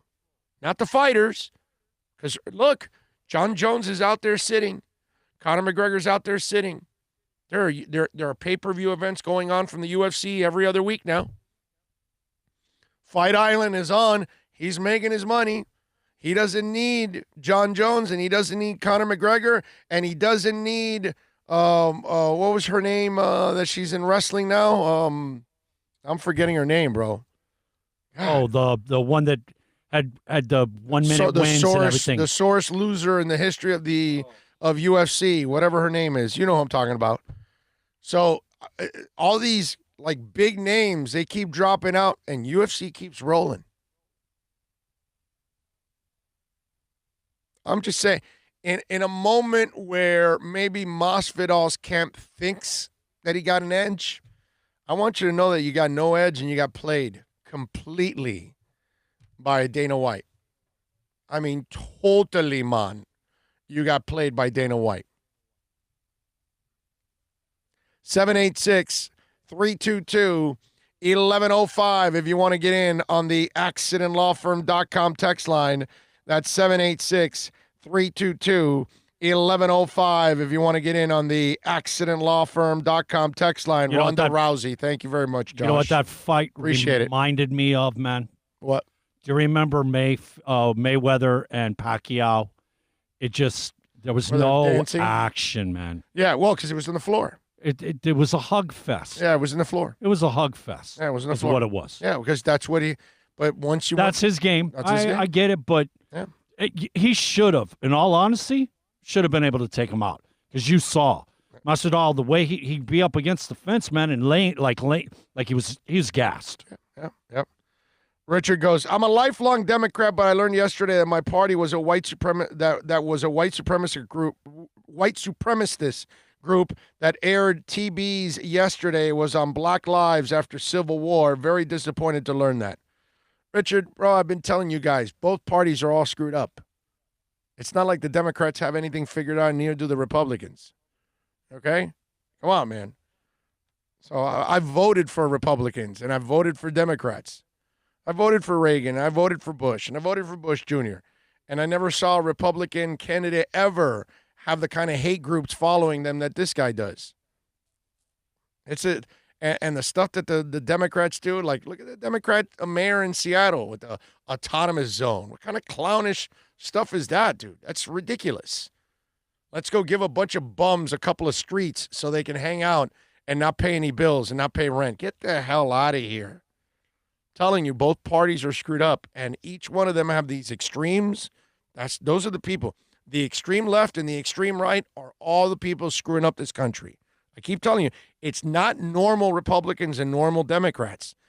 They have their different points of views and all that, okay? But I think the normal Republican and the normal Democrat can actually figure out things and come to an agreement, and one side's going to get what they want, at different times, and that's fine. It happens. But it's the extreme left and the extreme right, and those are the people that screw it all up. I'm telling you, just look at it. You'll see. Or it's both parties are screwed up, but that's because the periphery, and they allow them to become a bigger voice in their parties, and that's the sad part. Big O Masvidal will recoup the money in the rematch. Masvidal is a badass. Well, that maybe if they have a rematch, I don't know if is it set that they're going to have a rematch? I haven't heard that yet. Troy Ortiz says Tyler Hero has a nice IG model with a big culo. I guess Troy Ortiz has not been on our show the last couple of months, as we've talked about her many, many times and shown the pictures many, many times. We know about that, Troy. We enjoy the pictures, too. Let's see. What else do we have on the accidentlawfirm.com text line? Masvidal got tricked into believing he was winning the first 2 rounds with leg work, then the stance changed. He was never winning anything in that fight. I didn't have him winning at any point whatsoever in that fight. He had a couple of shots in there. That's it. Nothing else. He lost that fight thoroughly from beginning to end. If they chose Warrior, it's appropriate to have any Native American logo. The Chiefs' arrowhead logo, is that appropriate any longer? Chicago Blackhawks have one of the best jerseys in sports. They do. I mean, I love the logo, but I don't think it's about the logo, my man. I think it's about the name. The Redskins logo is fine. The Cleveland Indians one is the one that kind of makes it, kind of a joke. So that's the one that's a little bit more, I guess, insulting. I don't think they really complain about the logo itself. It's the name Redskins. That's the derogatory statement out of all of it. Because remember, the FSU Seminoles, nobody's talking about it. Because it's just the arrow, and the Seminole tribe is actually 100% behind it. They love it. And there's really nothing insulting about what the Seminoles do. You know what I mean? Unless Chief Osceola coming out and with the spear, I find that so freaking cool. You know what I'm saying? But whatever, that's just me. And I'm not a Seminole fan, but I got to say it's cool. I got no problem with it. If I was a Seminole fan, I'd enjoy it. You know what's even cooler? When you beat them? No. Or when they go wide right? I was hanging out there in the end zone with the pail of water. Oh, yes, that's even better. Yeah, you're right. Big O, if you were 20 years younger and trained for 6 months, how long could you last with Ronda in the ring? I don't know, a minute? 30 seconds? I don't know, however long it would take her to pin me. But she'd be trying to pin me, and then I'm trying to kiss her at the same time, so she'd probably get really pissed at me. Wow, Big O, I thought this show was Autonomous Zone. And with you trying to kiss her would facilitate you getting pinned even quicker. Yes, exactly. And pounded on and hit and punched. Yes. No doubt about that. Yep. Rhonda's cute. I got to say, she's a cute girl. She is, I got to tell you, I don't know if I know a bigger sore loser in the history of sports than her. Seriously. She is the worst loser I have ever seen in my life. There aren't too many people I've seen in pro sports that are worse than Ronda Rousey. It's embarrassing. Really, really, really, really embarrassing for Ronda Rousey. I'm just saying. That was I admire Ronda. I used to admire Ronda Rousey. Love Ronda Rousey, man. I love what she stood for women and all that, but she completely, you know what? I'm not even going to pussyfoot around it. She shit the bed, bro. Okay? We're all going to fail in life. Everywhere, any way you can in life, you will fail. You will fall off a bike. You will lose a job. You will get knocked out in a ring. You will, whatever it is going to happen. Okay? Everybody's going to fail. You're going to strike out in the middle of a big game. You're going to get 4 pins when you needed 8, Rodney. I lost like 98% of the people right now with that one. Anyway. We only need 1 pin, Rodney. Exactly. It's the handlebar mustache guy. What was his name that was telling him that? The Raider guy? It's the Raider guy. Was it? Yeah, the big lineman with the... Was it Matuzak? No. No, the big tall guy, bro. Mustache. That was the guy telling him that. All right, we need 1 pin, Rodney. Anyway, so it's just... I don't know, man. I don't know what to tell you. Scary stuff, brother. That's all I can say. Anyway, let's do this. 786-322-1105. If you want to get in on the accidentlawfirm.com text line, that's 786-322-1105. 1105. If you want to get in on the accidentlawfirm.com text line, if you don't get in and you fail, don't get all bent out of shape like Rhonda and, just quit your entire career and get lost and go under a tree and hide. And could she be more embarrassing? I mean, really, seriously. I've never seen anybody affected more by failure than that woman. Like that's wow. I'm so failed that I'll go fight fake instead. This way I'll never really get knocked out. Sad. All right, let's take a break here at the bottom of the hour. We do want to remind you that Toyota of Hollywood is a proud sponsor of our program. We love it, baby. The 2020 Corolla LE, you can get it for $149 a month, baby. How about the 2020 Corolla hatchback, $183 a month. The Camry LE, $205 a month, folks. The Toyota RAV4 LE, four-wheel drive, $293 a month, plus tax tag and registration, folks. Get on down there. Check it out at 1841 North State Road 7. They're a couple blocks south of that ginormous, beautiful guitar right off the turnpike. Make sure when you go see Steve Ostrov and all the great people out there, tell them that Big O sent you. Herbie Lopez. Herbie is good people, man. He is gold. I'm telling you. Hey, listen, anybody that can sell a car and deal with my mother-in-law is, I'm telling you, the best in the world. Herbie Lopez. Just in case, you got to take your mom, your mother-in-law, your grandma, your grandfather, somebody that might be a little difficult to buy a car, go to Toyota of Hollywood. Go see my guy, Herbie Lopez. He is gold. He knows how to handle the older folks. Really. I mean, he's got the touch. It's awesome. You're going to want to, take Herbie out and his wife to, dinner after. Because, your parents, your grandparents, your mother-in-law, your father-in-law, they never acted like that with you, like the way they're going to act with Herbie. You're going to go, wow, wait a minute. Can you replace me during family get-togethers? Because you're way better. You'll make me look good. That kind of stuff. Herbie Lopez, great people there at 1841 North State Road 7. It is Toyota of Hollywood.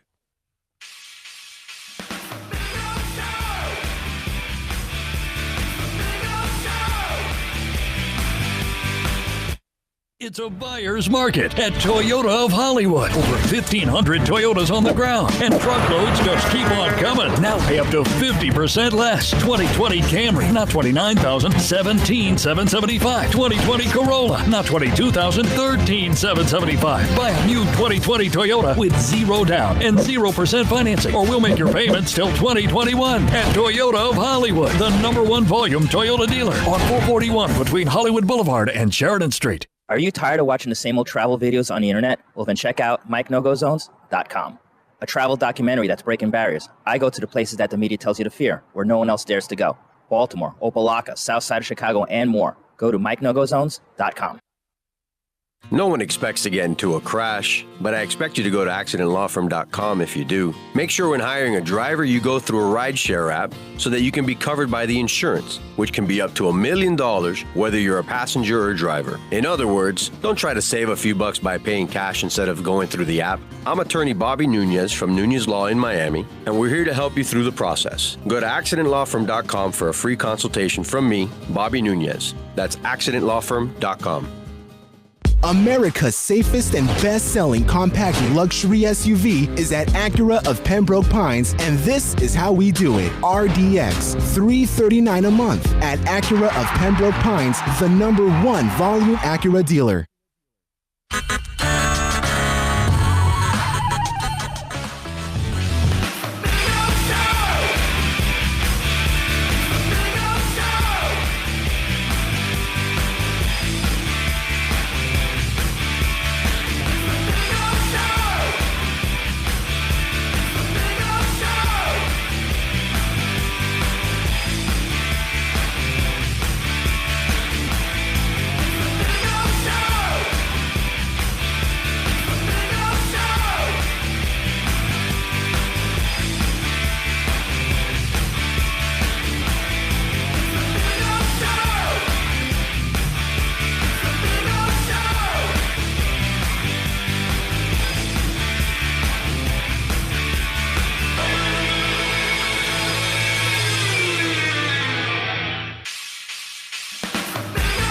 We back.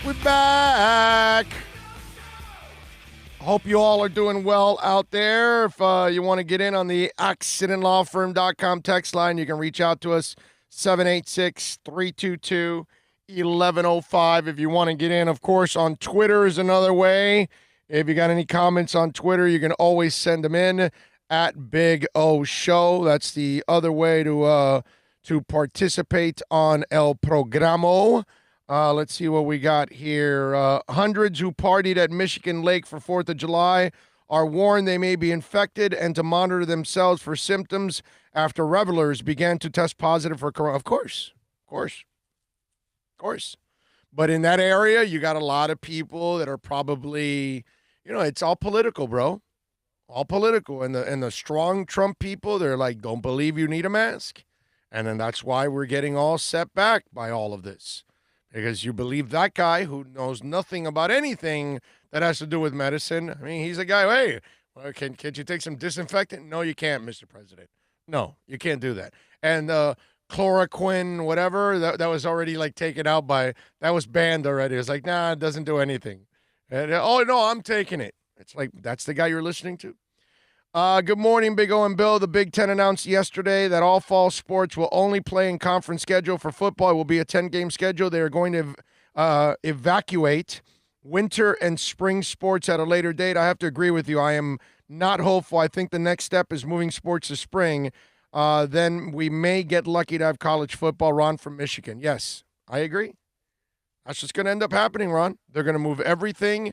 It's just a matter of time. Yeah. It's a matter of time before this announcement comes that, it is spring. We're worse now than we were 4 months ago, bro. I mean, what are you going to do? We couldn't do it 4 months ago, and now we're way worse now.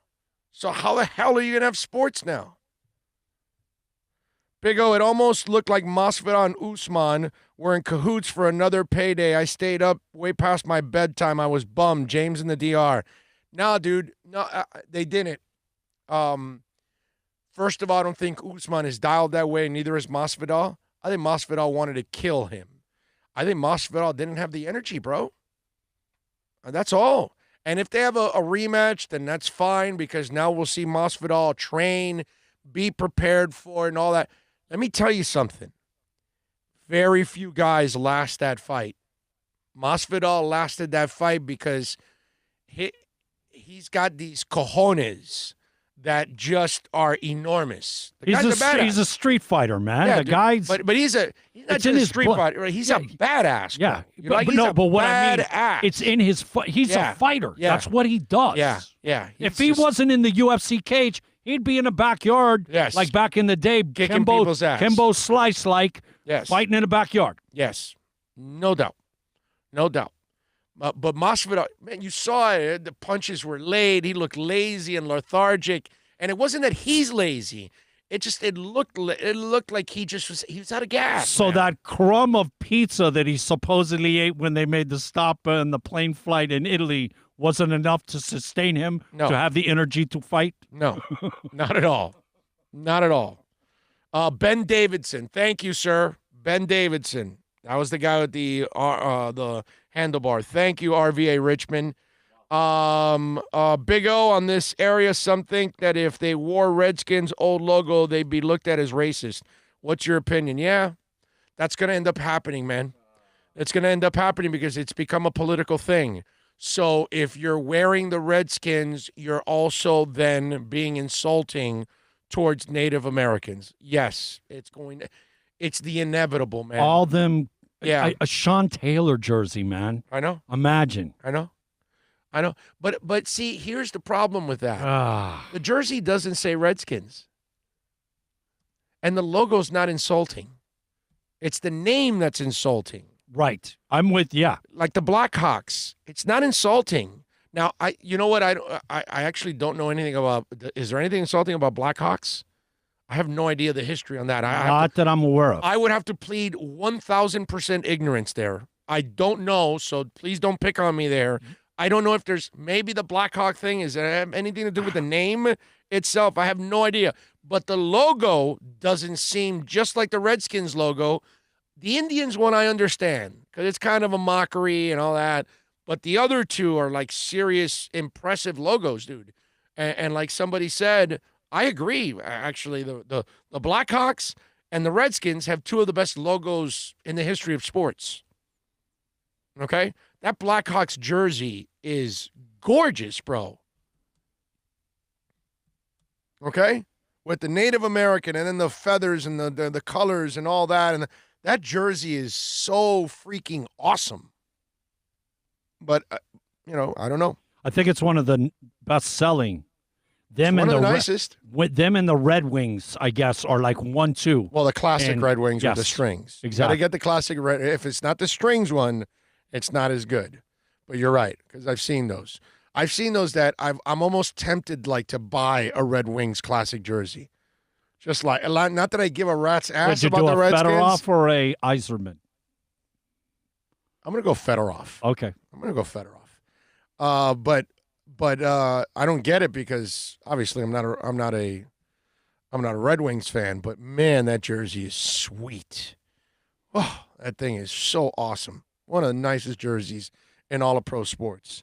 Oh, I'm going to Burning Man Festival in August with the COVID going on. Do you think I should bypass the orgy tent this year? Yeah, Tremolio. I think the orgy tent is one you want to stay away from in Burning Man this year. Now, all kidding aside, they're not really holding Burning Man, are they? They did cancel that, right? I can't imagine. I think Burning Man was canceled. I would hope. Yeah. David, by the way, also was chiming in. Thank you, David.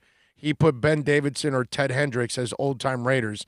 And you are correct with both, but it was Ben Davidson that I was thinking about because I'm thinking about the white mustache. And that was Ben Davidson with in the motorcycle. Okay, so what is the guy's name that says, you could call me Ray or you could call me Jay, but you doesn't have to call me Johnson. Yep. What's that guy's name? I have no idea what that guy's name is. I have no idea what that guy's name is. As a Seminole grad, I love the ceremony. The kid who is Chief Osceola may have to change with the times. Well, not the kid, the school. It's not the kid, it's the school. The kid's only doing what they're telling him to do, and they're giving him $50 at the end of the game. And thanks for riding the horse and throwing the spear. That's about it. With no NFL this year, the fairest way to conduct the draft would be to use last year's records in 6 blocks, Cincinnati in block 1 and KC in the last. No, Richard. I think you do an entire lottery with all 32 teams, and the way it lands, so be it. That's it, random. Because what if the Chiefs, like Pat Mahomes, blew out a knee and they really were terrible and they only ended up winning maybe 2 or 3, 4 games? Then maybe they were ravaged by injuries this year and they only end up with 3 or 4 games. They would have had one of the top picks in the draft. And then I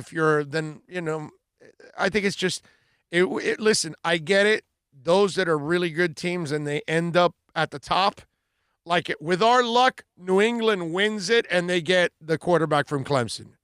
I get what you're saying. I totally understand. But then again, Miami could win it and then they take the kid from Clemson and now they could trade one of the two, him or Tua, and get a whole bunch of picks. Luckiest lottery, blah, blah, blah, okay? San Antonio with the Robinson being in the name. And then the Colts. And behind that also, the Magic. Yeah. The Magic got I'll go with the Colts. The Colts, yeah. Although both ended up injured, like Hardaway and Luck. Like they really didn't finish their careers. Luck retired. Hardaway, the knee just was never the same again. So it's kind of the same thing in a way, right? Because Shaq and Manning had their amazing careers. Yes. But then the two guys that came after, really because of whatever, injuries, retirement, whatever you want to call it, they were both great, but you didn't still have fell full into careers. You still fell Yes. into and just San Antonio passes them. Well, they actually had the two of them on the floor and contributed. Championships. Yep. Right. So that San Antonio definitely is ahead of the Colts for that one, for sure. But yeah, luck again to end up with both. But then again, maybe it's Miami. Raging Dolphin Maniac says, the Chicago Blackhawks name and logo symbolizes an important and historic person, Blackhawk of Illinois, SAC and Fox Nation. Huh? Is that a joke or something? Or are you serious? Or I have no idea what you're saying. You're going to have to explain it to me. If I had to guess, the Black Hawk, that it represents those Native American entities of, Indian. In that area? Yes. So probably. like the Seminoles, like FSU. Exactly. Because like the Seminoles are wholeheartedly behind FSU. Yes. No. There's never been any question. No change, Yes. because really there's nothing insulting. No. It's just Seminoles. That's it. They don't do anything. And Chief Osceola coming out and putting the spear on the ground. I think our land. That's probably one of the coolest. One of the coolest I got to give things. them props. Yeah, dude, you got to give them props for that.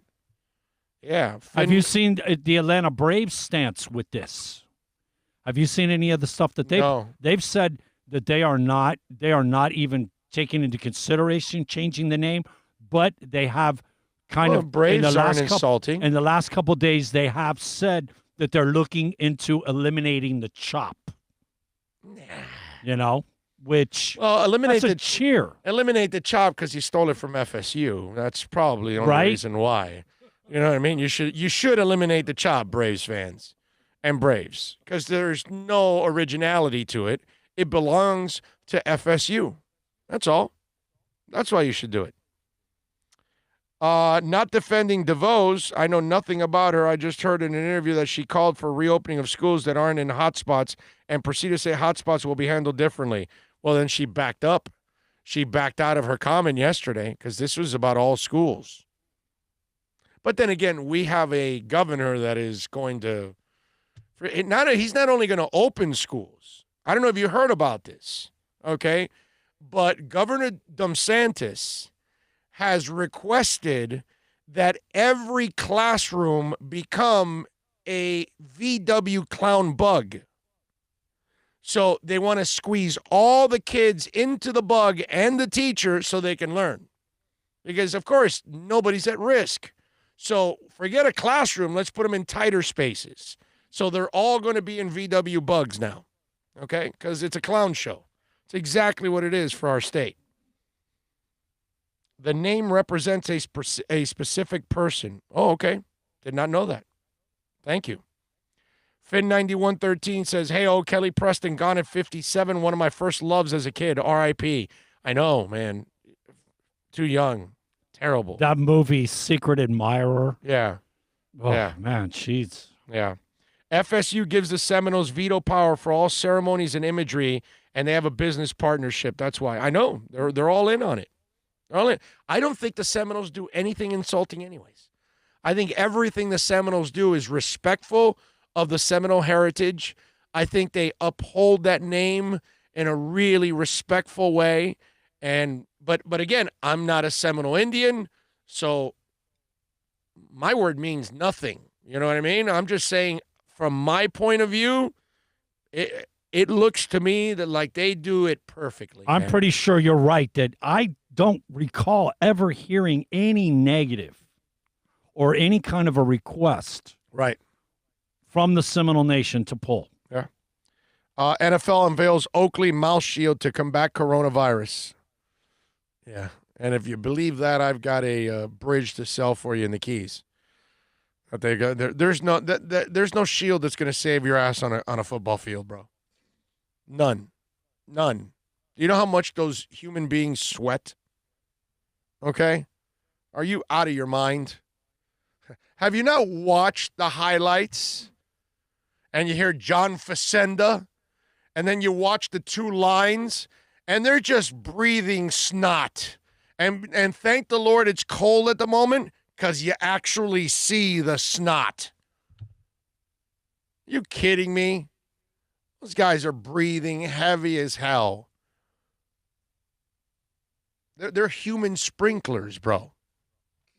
Okay? You saw that one lady that infected 70. An NFL lineman can infect the entire state of North Dakota. The 700,000 people that live there, just move a couple linemen in and everybody will be polluted. Okay? Hey, North Dakota's saying you're forgetting 60,000, buddy. It's 760,000. 760. Isaiah says, good afternoon, Big O. Did you see UFC 251 this weekend's undercards were awesome. Main event was a joke. 5 rounds of toe stomping and grappling. Yeah, $88 for nothing.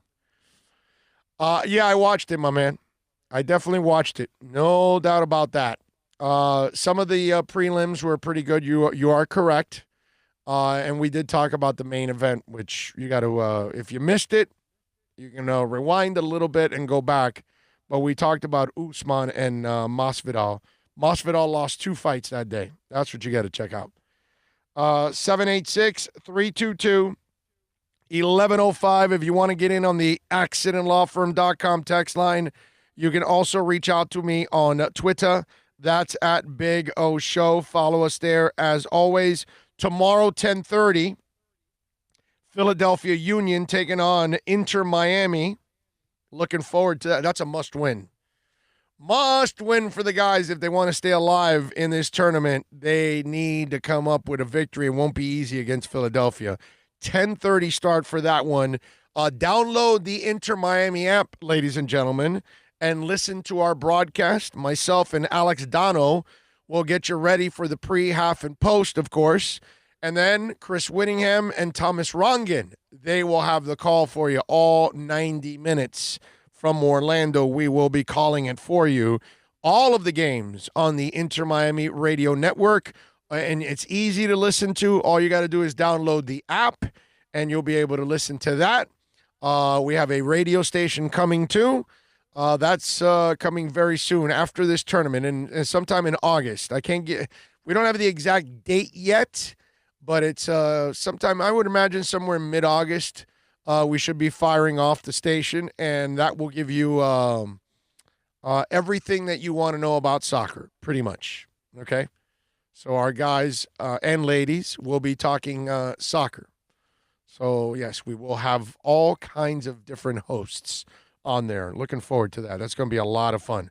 But 10:30 tomorrow, Inter Miami taking on the Philadelphia Union, and let's hope that they can overcome, because it would be really nice. It's a must, man. You got to pick up a victory here. You got to do it. Did you guys see what happened with Adrian Wojnarowski? So apparently he tells a senator to go F himself. According to Andrew Marchand of the New York Post, Woj has been suspended for 2 weeks for sending a profane email to Senator Josh Hawley, a Republican in Missouri. It's unclear when when his suspension formally began, but 2 weeks from the email revealed would be July 24th, 6 days before the NBA restart. For now, it means ESPN halted Woj's scheduled trip to Orlando to enter the NBA's bubble. It's not clear if he'll be permitted to travel once the suspension is over. Marchand also reports that ESPN is not soured on Woj. The company's management has supported him and is still behind him. He's said to have a strong relationship with the president, Joey Pitaro. Now, NBA reporter, the reporter did apologize for his profane email. And let me read the apology for you from Woj. It says, I was disrespectful and I made a regrettable mistake. I am sorry for the way I handled myself, and I am reaching out immediately to Senator Hawley to apologize directly. I also need to apologize to my ESPN colleagues because I know my actions were unacceptable and should not reflect on them. So apparently Hawley, a Republican, wrote a letter to the NBA commissioner in Silver suggesting that the league allow players to display messages like support our troops and free Hong Kong on the back of their jerseys when the play resumes in Orlando. Hawley's office sent a copy of the letter to Woj, and Woj replied with a F you. And so, again, that was it. It was over. Woj had to apologize. And, look, I understand why he has to apologize. I don't necessarily agree with it, to be honest with you. This is his opinion. Why should ESPN care if he FUs a senator? I don't think they should. He didn't do it publicly. He did it in a private email. That's all. That's his opinion. You know, I really don't have a problem with it. But I get it in today's very PC world. I wouldn't do it myself. I probably would not say an F you to the guy. I would probably just say, yeah, whatever, that's your opinion. You know. What, I don't really care, and that's it. I would have said something to him that he would have gotten the message that, like, you know, your opinion means nothing to me. You know, I would have gotten it that way instead of an F you. You get to be part of the clown show crew. Right. Yes. That's it. That kind of stuff.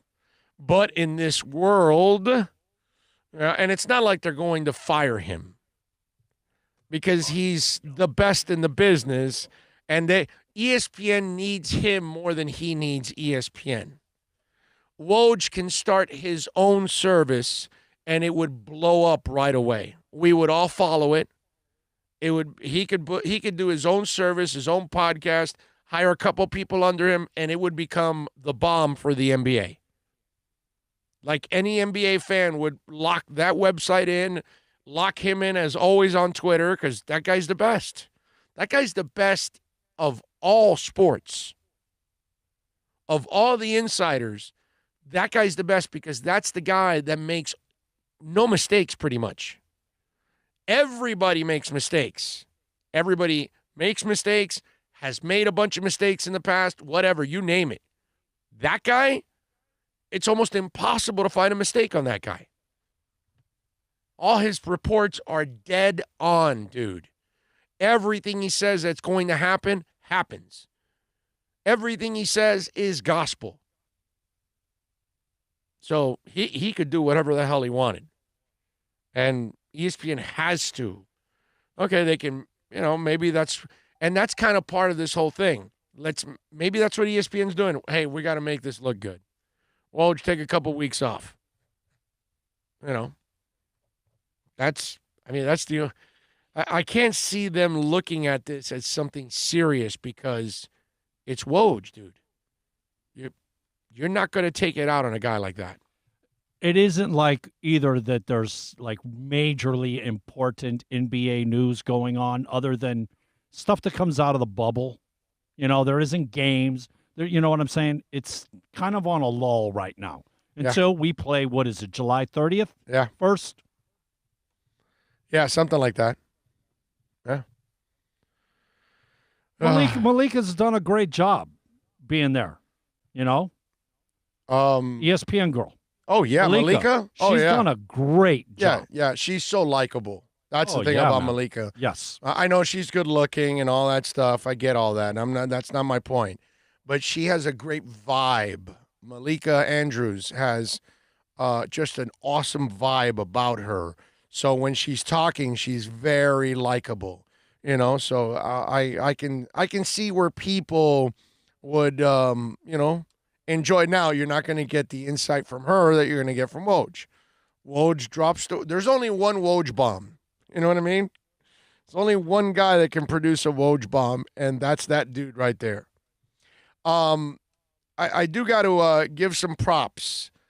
Not that you're off the hook or anything like that, but when at least you're trying, I got to give you a little love.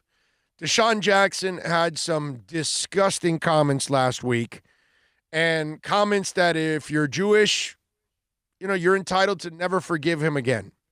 Okay? I'm just saying. I got no problem with that. But he met with a 94-year-old Holocaust survivor. And Julian Edelman has invited him to go to the Holocaust Museum, just like he wants to go to the Black History Museum, and that way they can have some of the tough conversations. And I'm hoping that he does take him up on it.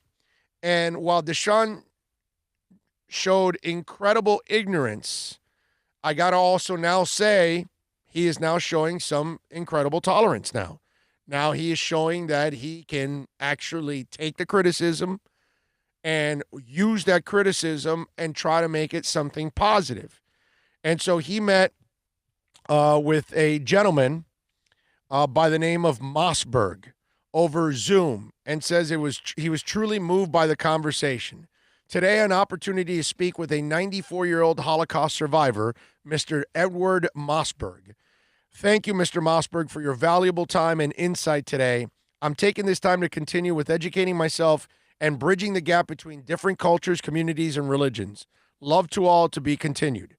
So I give him credit, okay? I don't know if this leads to him understanding exactly what he said and how hurtful it is to everyone in the Jewish community and people overall, because we should all be disgusted by Hitler in every way, shape, and form. And anybody that says anything positive about Hitler, you shouldn't be Jewish to be insulted by it. Okay? We know if you're Jewish, hell yeah, you're going to be insulted by it, and you're going to be mighty pissed, and you should be. But we should be too. We should be too. Even if we're not Jewish, even if we didn't have family members or friends that we lost in the Holocaust, but we know Jewish friends of ours and their relatives that lost. And so we don't want that to happen to any race whatsoever. No race ever again is going to lose 6 million people. How about they're not going to lose 6 to hate? You know, we got to stop all of that. So I got to give Deshaun a little love there. At least he's trying, okay? Keep working at that, young man. Keep trying to do the right thing. So I give you a little love for that, okay? The fine, by the way, by the Eagles, I'm not a fan of that one. That one I'm not a fan of. I thought that was pretty much weak on their part. He probably deserves suspension. All right, 786-322-1105 if you want to get in on the accidentlawfirm.com text line. Let's do this. Let's take a quick break. We'll come back on the other side. I got a bunch of things to talk about.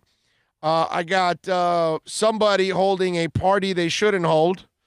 I've got a football player doing something incredibly stupid on top of something already disgusting and stupid that he did. I've got stupid people that we want to talk about. I've got some smart people also that I want to talk about. I got some music news, all of that in hour number 3. That's next. America's safest and best-selling compact luxury SUV is at Acura of Pembroke Pines, and this is how we do it. RDX, $339 a month at Acura of Pembroke Pines, the #1 volume Acura dealer. No one expects to get into a crash, but I expect you to go to accidentlawfirm.com if you do. Make sure when hiring a driver, you go through a rideshare app so that you can be covered by the insurance, which can be up to $1 million, whether you're a passenger or a driver. In other words, don't try to save a few bucks by paying cash instead of going through the app. I'm attorney Bobby Nunez from Nunez Law in Miami, and we're here to help you through the process. Go to accidentlawfirm.com for a free consultation from me, Bobby Nunez. That's accidentlawfirm.com. Are you tired of watching the same old travel videos on the internet? Well, then check out MikeNoGoZones.com, a travel documentary that's breaking barriers. I go to the places that the media tells you to fear, where no one else dares to go. Baltimore, Opelika, South Side of Chicago, and more. Go to MikeNoGoZones.com. It's a buyer's market at Toyota of Hollywood. Over 1,500 Toyotas on the ground, and truckloads just keep on coming. Now pay up to 50% less. 2020 Camry, not $29,000, $17,775. 2020 Corolla, not $22,000, $13,775. Buy a new 2020 Toyota with 0 down and 0% financing, or we'll make your payments till 2021. At Toyota of Hollywood, the #1 volume Toyota dealer on 441 between Hollywood Boulevard and Sheridan Street.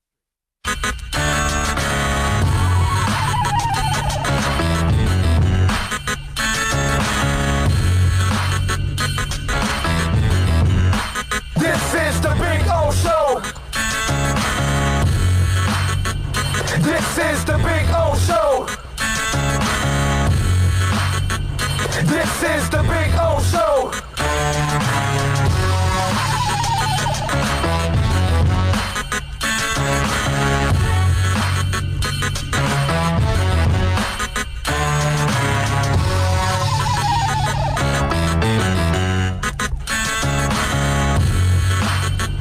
This is the Big O Show.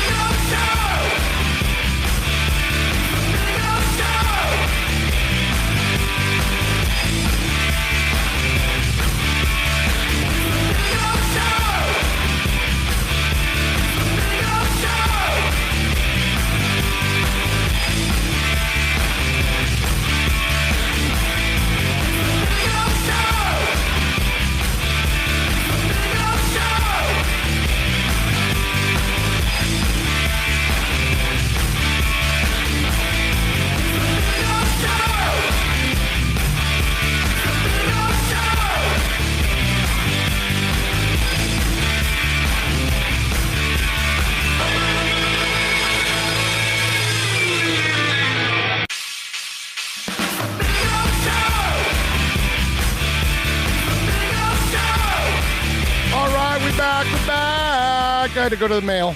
Anyway, it's always nice to get presents in the mail. Welcome back. We take you, of course, till, I don't know. I have no idea when I'm going to go till. Whatever. We'll talk and we'll talk and we'll talk and we'll go until we can't talk anymore, or we'll do whatever we have to do here on the program. Hour number 3 here on the show. So much, actually, to talk about. Did you guys see Bruce Smith, the Hall of Fame defensive end?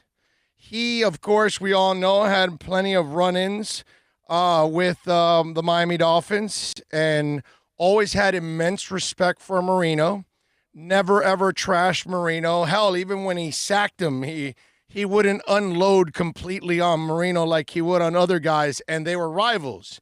But there was this, and you know, it happens to a lot of great quarterbacks. They get to a point where the opponent respects them, that they don't really, they want to hit them and they want to attack them, but they don't want to hurt them. You know what I mean? They're kind of like, you know, hey, you know, that's just like uncool, you know, and that's kind of like what you felt with Bruce Smith when he would go after Dan, you know, and it was one of those where he would help Dan up, actually.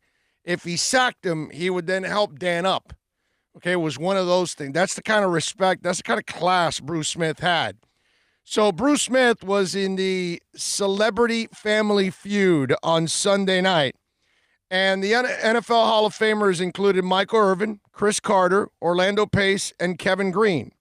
Smith was the closer in the fast money round and provided America with one hell of a moment. If Captain Hook was moonlighting as a handyman, he might replace his hook with what tool? A hammer. Try again. A penis. Tell me the age a kid is too old to sleep with a what did he say? Go ahead. Yo, come on, we can't start this again.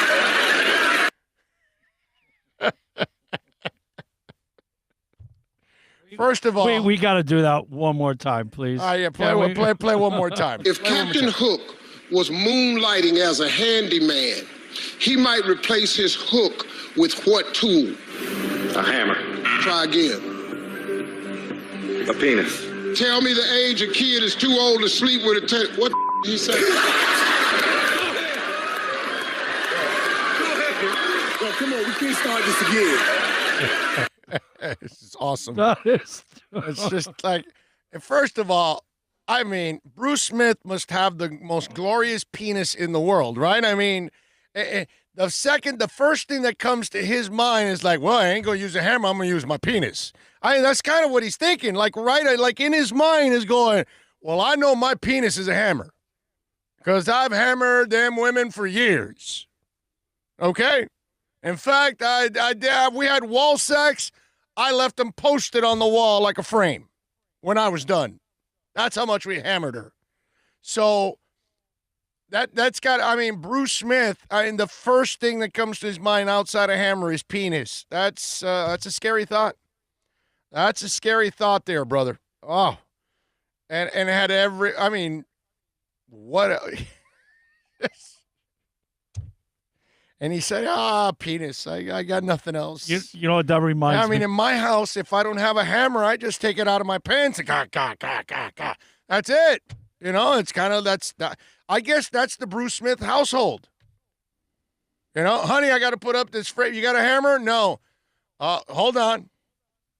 Unzip, and that's it. The frame's up. Reminds me of Money Pit when the guy comes over and is, you know, single one, you know, she calls for a carpenter. She's looking for the old hammer and nail. Yeah, you know? Exactly. Yeah. Oh, man. That is too much. What goes through your mind to say penis? That is classic, dude. Right there. I have to give props.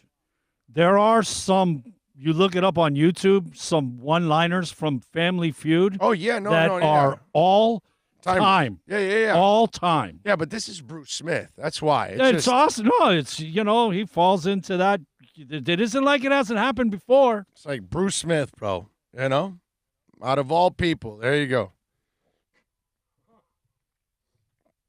Women are like, really, Bruce? You know, like Bruce picked up like a fan base like right away. You know there are women now searching for Bruce Smith pictures all over the place now. Really? He's going to be talking about penis that way. So, just saying. Nice job by him.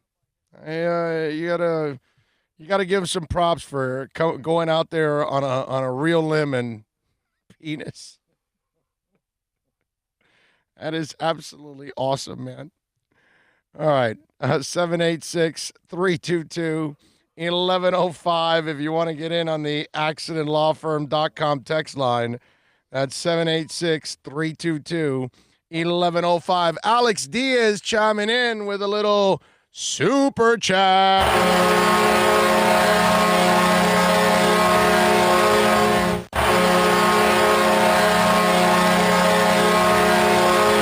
Alex says it's crazy how people still think that the government's behind COVID-19 and also how they think the media is lying about cases and actually lower, shaking my head. Yes. What can I tell you, brother?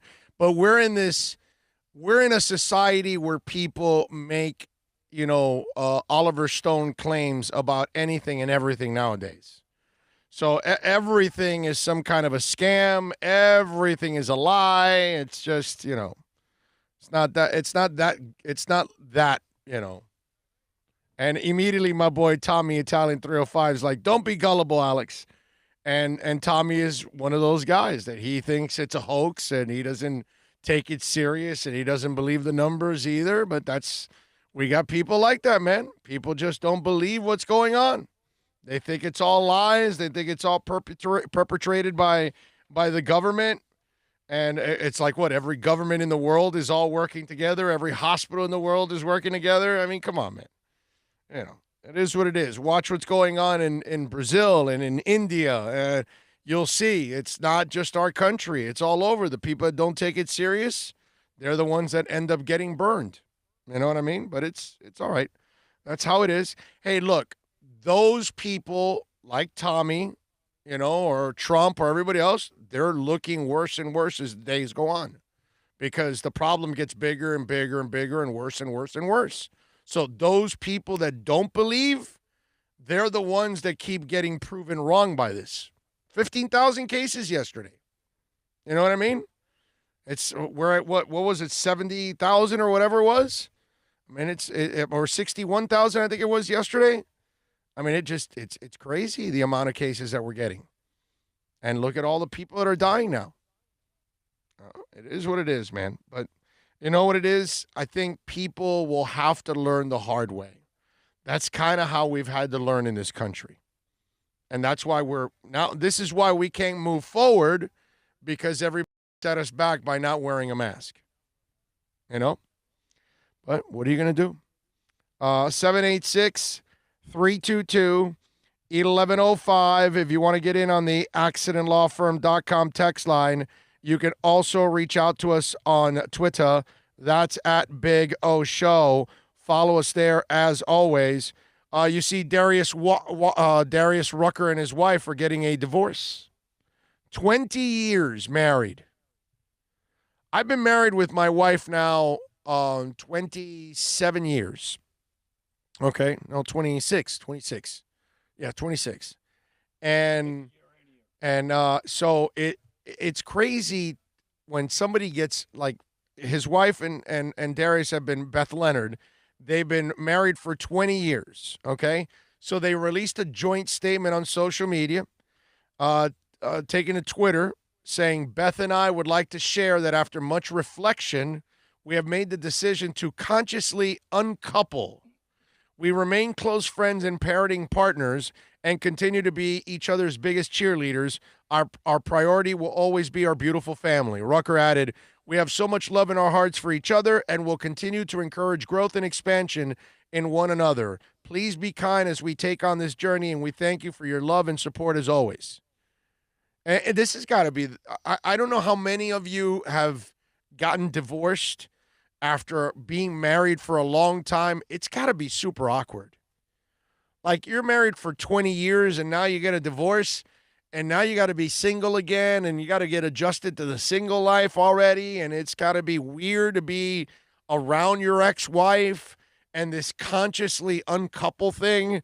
it's almost like you're always used to people breaking up and it being so much animosity that they can't hang around each other, they can't be with each other, so they're kind of separate. And look, this is good. If you have kids and all that, it's better that you both get along and you just move about your lives in different directions, but you focus on the family for sure. I think it's a beautiful thing that they're able to do this.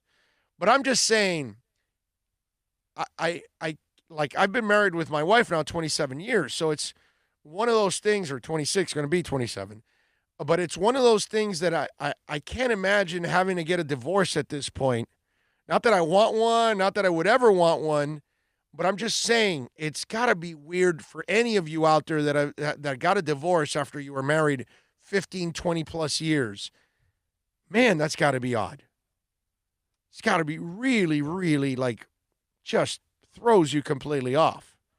Because now, and when you're married for 20 years and then you get a divorce, and you probably didn't marry right away, okay? You probably were with the person for a while, and then you got, like with my wife and I, we were married, we were together 6.5 years before we got married. Okay, so we've been together now, it's 26.5 and 6.5, so you do the math, 33 years now. It's a long time that you've been with one person, you know what I'm saying? So when you finally break up with that person and you divorce, the world is completely different as a single person than when you were single 20 years ago, or in my case, 33 years ago.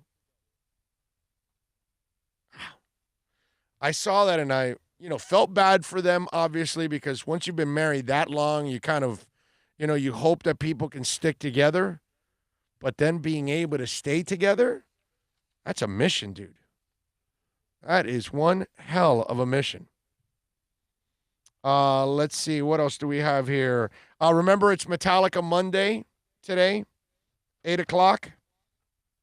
If you want to catch a Metallica show every Monday, you go to their YouTube page at 8 o'clock, and they air a show. I think it's for 24 hours or 48 hours. So you can get it, but it'll stream live at 8 o'clock, and then I think they'll re-air it after that.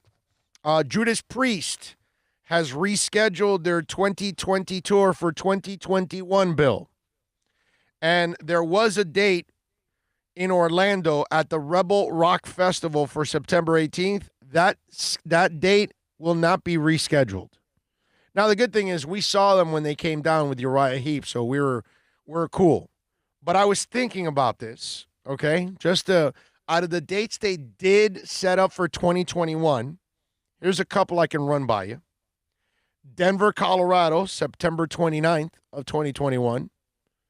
So that's like 2 days before my birthday. So I can actually rig it with the wife, like, hey, I'm going to Colorado for my birthday to go see Judas Priest. The only thing is it's not at Red Rocks. If it was at Red Rocks, I would have told you, hey, we got to go. You see Rob Halford at Red Rocks? Are you kidding me? Yes, I'm there right now. They're not big enough to go to Red Rocks anymore. That's the sad part. The place they're going to is probably a little smaller because Red Rocks holds just under 10,000. It's 9,000 something. October 6th, they're in L.A. They're at the Microsoft Theater. That's not bad. Go to L.A. You know that we go to L.A. October 6th of 2021. By then, there'll be several concerts that week that we can go to, not just that one. And then Planet Hollywood in Las Vegas 2 days later, October 8th. Those are pretty cool dates to go see. Just say, remember also we've got football season obviously involved. I know. And I'm thinking if you want to go out there in the beginning of October, you just stay through and hang out. Can you imagine having Halloween in Los Angeles? Yeah. Yeah, no. No, but Halloween. It's only 3 weeks, man. 3 weeks, man.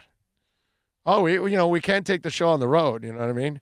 Only thing is that at that time, shoot down to Vegas like for one of those weeks, come back to LA for another week. I know I won't be able to go anywhere because I know during that time also I got Inter, which we're in the middle. We're towards the end of the second season. of Inter, so that probably will stop me. But for those of you out there, if you feel like going to Colorado or going to LA or Vegas, there you go. Just gave you an idea. Or if you live in those areas and you're watching or listening to the show, now you know Priest will be by your area. You know what I mean? Trips, kibosh, compliments of soccer. Yeah. So there you go. Tommy goes, I believe there's a virus. That's not debatable. I'm saying there's a lot of lies about it. So then you don't believe anything then. Because there's a virus. And so you don't believe 130,000 people are dead? You don't believe that millions have been infected? I don't know what to tell you. Because it's only happening here.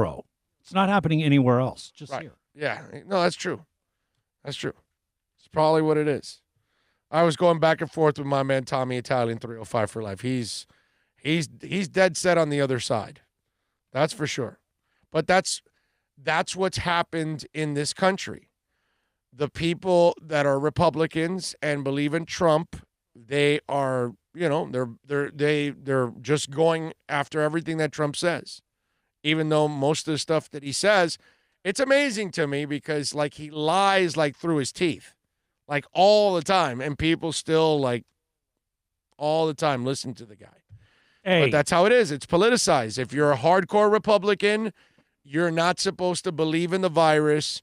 It's not, you can't catch it, so I'm not wearing a mask, and you're taking my rights away and all that stuff. And that's kind of the way it is. And unfortunately, it's been politicized. Listen. And this is not about Democrats, and it's not about Republicans. It's about a virus killing human beings. Pretty simple. There's no politics here. It doesn't matter about any of the crazy-ass Democrats that want to go to an extreme or the conservative Republicans that are just not believing in this. He's more worried about that sectional wall that's malfunctioning down there in Texas that was done by a private company. That's more important than any virus, buddy. Trump is more worried about tweets than he is about the virus. That's why he doesn't even address the virus anymore, because he's looked so bad now that he's trying to the only president of any country that there's a pandemic going on, and he'll go to places and not even mention it, which is really amazing. But again, when you've been so wrong, that's what you have to do. You know what I mean? But guys like Tommy and Trump think they know more than Dr. Fauci.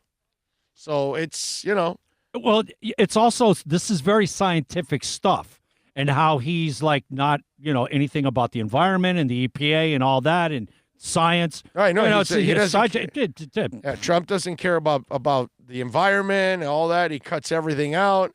He doesn't care about any of that, dude. He cares about the market. Hey, the science of things doesn't matter, buddy. No, science doesn't matter for Trump. Never does, never will. He doesn't want to hear from scientists, bro. He just wants to hear, how's the stock market doing? Okay, then I'm doing great. That's how he measures it. That's all he cares about. It's a shame, but that's fine. My man Tommy will learn the hard way, and just like everybody else. And by now, if you are still not believing in it, I can't help you. But eventually, you're constantly being proven wrong. That's all I could say. I mean, look, everybody opened up, and look at the problems we're in. So for those that don't believe that it's a problem, well, look at it now. Not wearing a mask, being irresponsible, the thing has exploded. And it's not real tough. Governors that backed Trump, us, Texas, Arizona, right. Georgia. Yeah, they're all blowing up. Every one of them. Every one of them that opened up way too early. O.J. Simpson, did you guys catch this?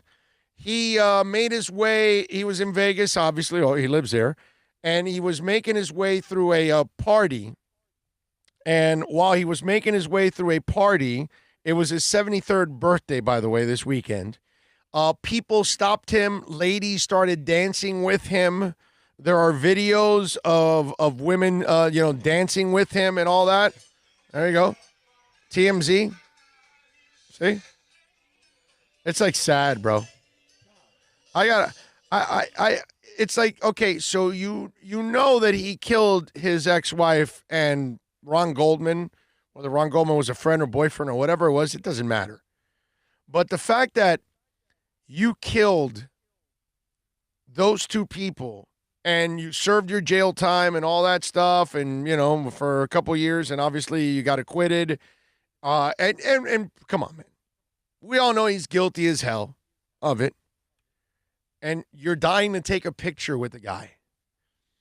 This happened to us when I was at QAM. We had a promotions person invite OJ to our golf tournament fresh out of jail. Okay? It was like fresh out of jail. He was within 30 days, maybe 45 days removed from jail.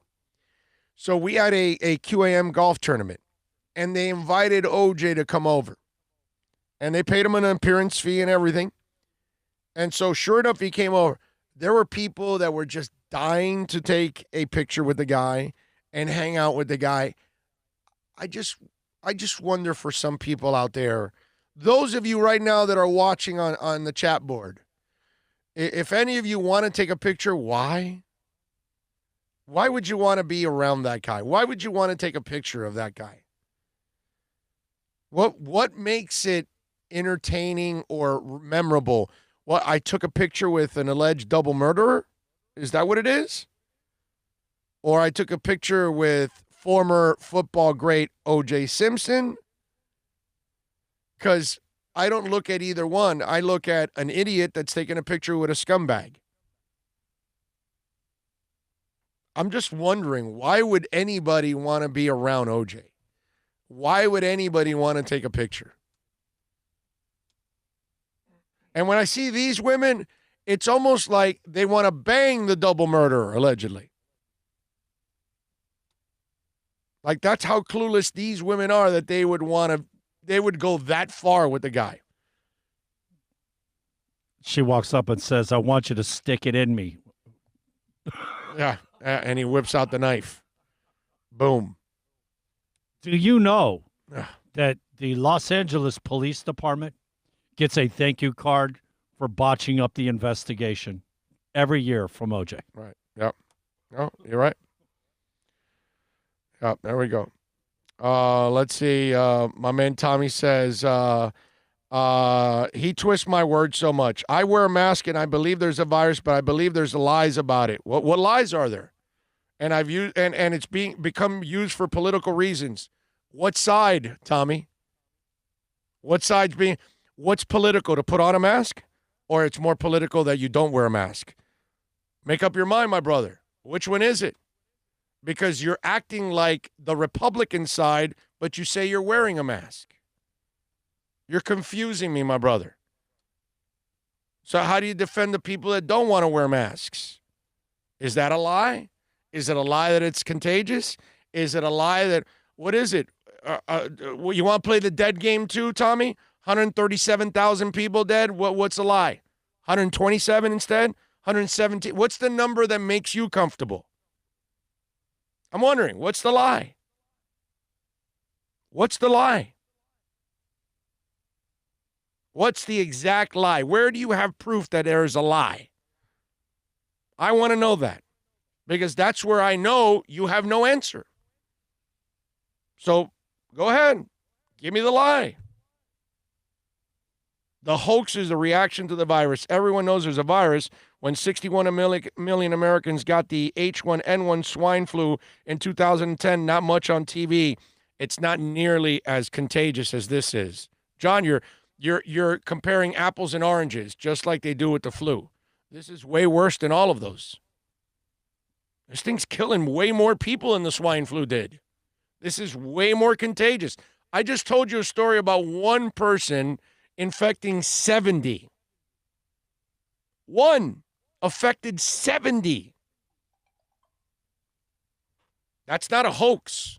How can it be a hoax when people are being hospitalized? How can it be a hoax if people are dying? How can it be a hoax if that many cases are happening now? Because obviously we didn't wear a mask. Obviously they went protesting without a mask. They went Trumping without a mask. Did you watch this weekend all the idiots in the pool and the beaches together? There you go. That's why. There's no hoax in that. I'm not sure where the hoax is. Where's the hoax? I'm not sure. So, he says, I know 5 people that died of heart attack and blame as COVID for virus. Again, Tommy, that's where you're misinformed. First of all, you can't lie on a death certificate. So if they had a heart attack, if COVID forced that heart attack, it's COVID that drove it to you.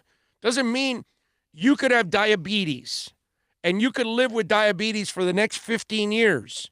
But if you get COVID and it puts you out in the next month, you died of COVID, even though you had diabetes. You could have a bad heart, but if you get COVID, it's gonna fast track that and you're dead. That's what it does. And again, if you're worried about that, Tommy, your priorities are all screwed up. Again, what makes you happy, dude? 137,000. All right, Tommy, let's take away 30,000. 107,000, does that make you happy? That 30,000 were heart attacks and 107 died of COVID. Does that make you happy? So you're satisfied with 107,000? I'm wondering. That's where I kill all these people with, they're fudging the numbers. So what did they fudge? What's the proof? Where is it? Please. And what? Let's have some fun. Let's take 5,000 off.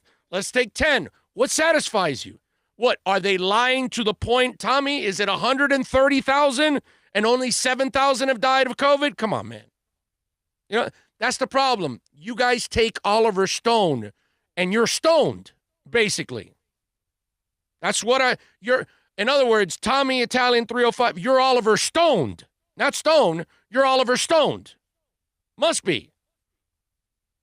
You guys smoke enough weed, I guess you'll come up with whatever wacky ass, theory you want. Well, at least he's keeping COVID at bay with this weed. Yeah, that's true. That's true, Tommy. Keep smoking those strands. There you go. I mean, it's like, it's a hoax. What hoax, dude? People are getting infected left and right. Just why don't you guys go to those parties and hang out with those kids and you'll get infected? People making that mistake all over the place. That's why it's politicized. It's been 4 months since the middle of March when we stopped and shut everything down. You do the math. Even if you say 50,000 people die from flu, we're at 135,000. Times 4 months, times 3 to make a year, you're looking at 435,000 people dying. The same that kills the flu. Yeah. That's 8 times more people. And one person to get 70 people,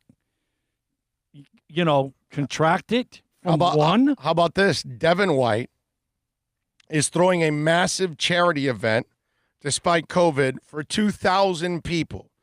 A rep for White says that they will be encouraging COVID safety during the event. We're told event organizers will be encouraging social distancing for the people to wear masks. If there's 2,000 people, how big is this space? I would hope that you would have them all separated into stadiums all over the place.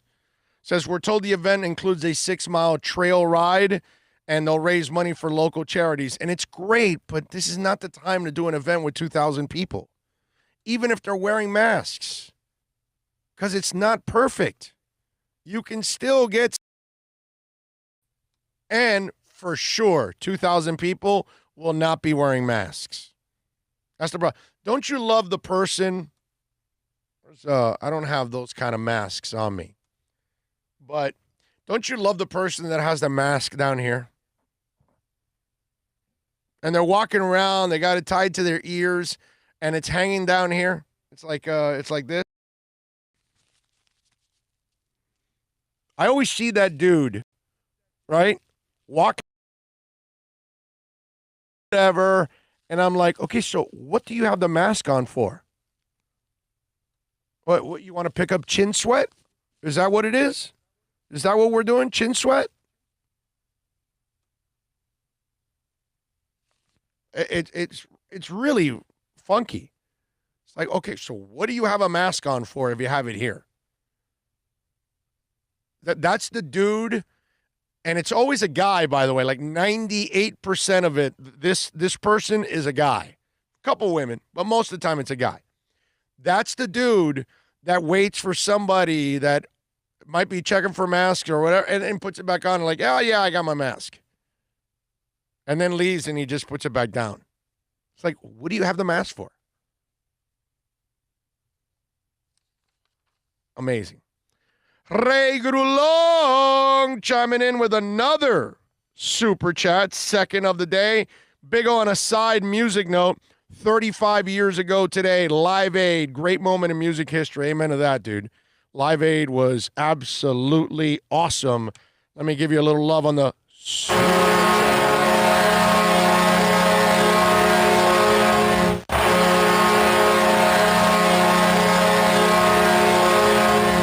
Thank you. And Cookie Vice also. Super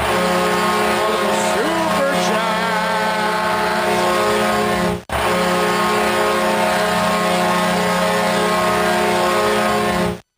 There you go.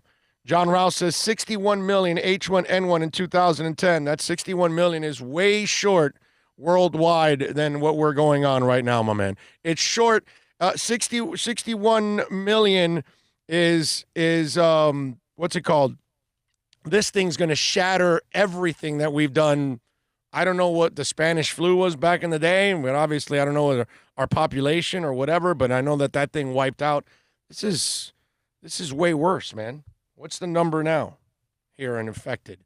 You're going to have so many people infected in this world. By the time this thing's done, it's going to just absolutely, what do we have, 13 million right now? Let me see.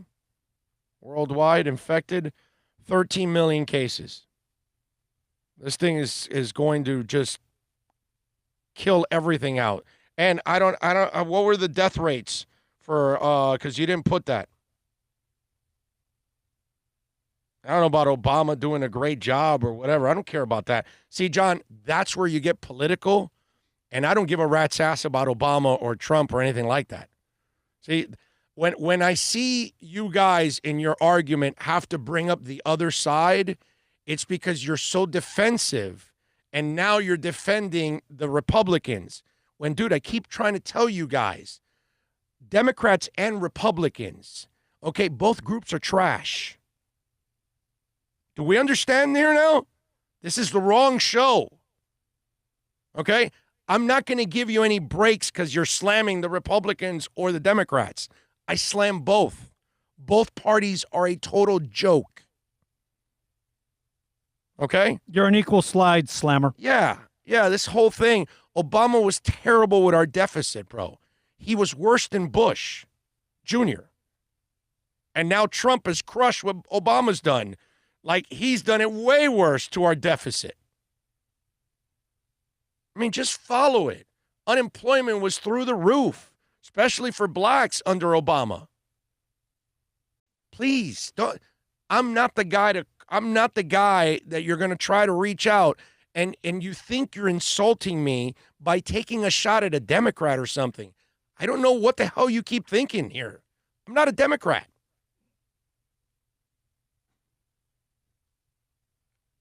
So whatever, see, the problem in politics is Democrats try to use a Republican screw-up to justify their own screw-up for their candidate. And Republicans do the same thing. When their candidate does something wrong, they try to find a Democrat that did the same thing, and they try to justify it that way. And I crush both for that. So please don't tell me that Obama was doing anything great, and neither is Trump. He's a joke. God, problem is I have the balls to rip both. You hardcore Republicans, you don't have the balls to rip Trump. Hardcore Democrats, you stood there and you're like, oh, yeah, we got a great candidate in Hillary. Oh, give me a break, dude. Wrong show, man. Wrong show.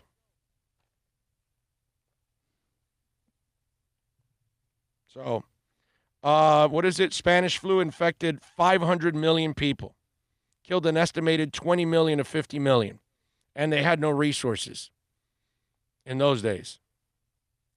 They don't have even the information highway that we have now, that we can, we find out what's going on in Indonesia right here. New Zealand, we know what's going on right here. You know what I mean? Vice versa. So that's the whole different ballgame. Anyway. 786-322-1105. If you want to get in on the accidentlawfirm.com text line, you can also reach out to us on Twitter. That's at Big O Show. So apparently, according to the CDC, there were an estimated 60 million cases of swine flu. There were 274,000 hospitalizations. There were 12,469 deaths, in the United States. And where are we at now?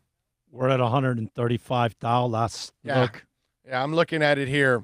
Yeah, I see, John, that's why you left death out. Pretty convenient. That's over 11 times. 11 times 12 is 132. 12,469 deaths in the United States. You're going to compare that to 137,000? Let's look. There's a slight difference there. Let's not go swine flu or flu comparing it to this. Let's just not do that. Okay? Let's just not do that. It's not even close. This thing's crushing everything. It's only 4 months. And we're not killing it. We're not stopping it. We're actually feeding it. We keep throwing human logs on it. Okay? That's all we keep doing is throwing human logs on it. So when you do an argument, John, you got to go all the way, baby. You got to include the 12,000 deaths now in the U.S. for swine flu. Huge difference, my man. Huge difference. So I love you, brother, but don't compare swine flu to this. I just read the CDC numbers. 12,300 and something dead, swine flu. That's nothing compared to this. That one you actually were able to get it and really survive it with no problem. This one has way more serious ramifications over anything the swine flu did. And even if you get past it, you can walk away with stuff that's with you for the rest of your life. That's right. That's right. So there's no way the swine flu can be compared to this. You know what I don't like, that we hear more and more, and like the way the swine flu, only 12,000. That's 1,000 people a month that died because of that. Yep. 40 or 50,000 with the flu, still a lot of people, man. Yep.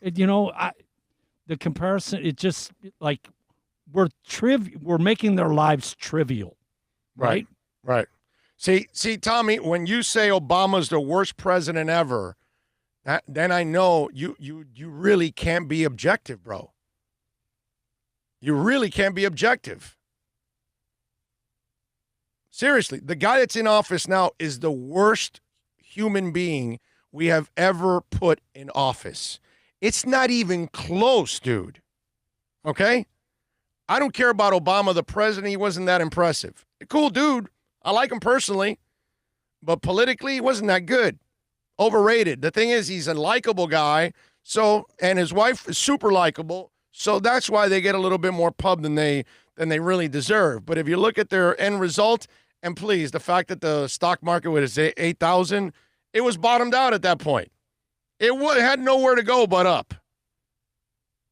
So it's anybody that look, man, I voted for Republicans. I would never vote for this guy. But all you need to do, here you go, Tommy Italian 305 for life. Here's where I end the conversation, end the discussion, and describe why that guy is the worst person we've ever put in office. Have you ever seen hate groups ever tied to a president like him? It's pretty interesting, isn't it? How hate groups openly always have the Trump flag. I've never seen that, and I'm 53. never saw it with Reagan, never saw it with Bush and Bush Jr., never saw it with Obama, never saw it with Clinton, never saw it with any president that I've ever seen in my lifetime. Those are the facts. No one can argue that. Tommy, if you don't see that, my brother, you're a hardcore Republican and you have no objectivity. That's all. But that's fine, dude. 85% of you either go Democrat or Republican. You don't know squat about your candidate, and you just vote for whatever. But if you argue with me that the other presidents have had the hate group love like Trump, and you're a liar too. Okay? You're a liar. You got that? You're a freaking liar. Okay? No president ever has had the love of hate groups like Trump. It's not even close, dude. Why do you think they feel so comfortable there? And how come he doesn't actually separate himself from those people? Ever. Come on, man. Wake up. Wake up. Yeah. I mean, come on. Give me a break. I'm not dropping the knowledge. Look, I like Tommy Italian for life, but we just got to run circles around his ass. That's all. You know, I like Tommy. Donates a lot to our show and everything, but I'm not going to let you get away with silly-ass stuff like that. When you start trying to defend a guy that all he does is have hate around him. And nobody can defend that. No one. And if you do, then guess what? Now I start thinking you're racist. Okay? If you defend all the hate groups around Trump, then I think you're racist. Because anybody with some character in their lives, some cojones, somebody that stands on their own, okay? Those hate groups, boy, you would denounce those people. You know? Like you would come out in public and say, that's a hateful group there. He calls Black Lives Movement a hateful group, but he won't call any of these other groups that have his flag hateful. He won't say, oh, no, those people are disgusting, which is what I would say. If I was a president of any of those hateful groups, I would say, listen, I hope they never show my flag again. Those people are disgusting. I wouldn't want those people ever voting for me. That's what a real respectable human being does. When hateful white, what's that called, white power groups or whatever are backing Trump, and it's always the Trump flag, always, dude.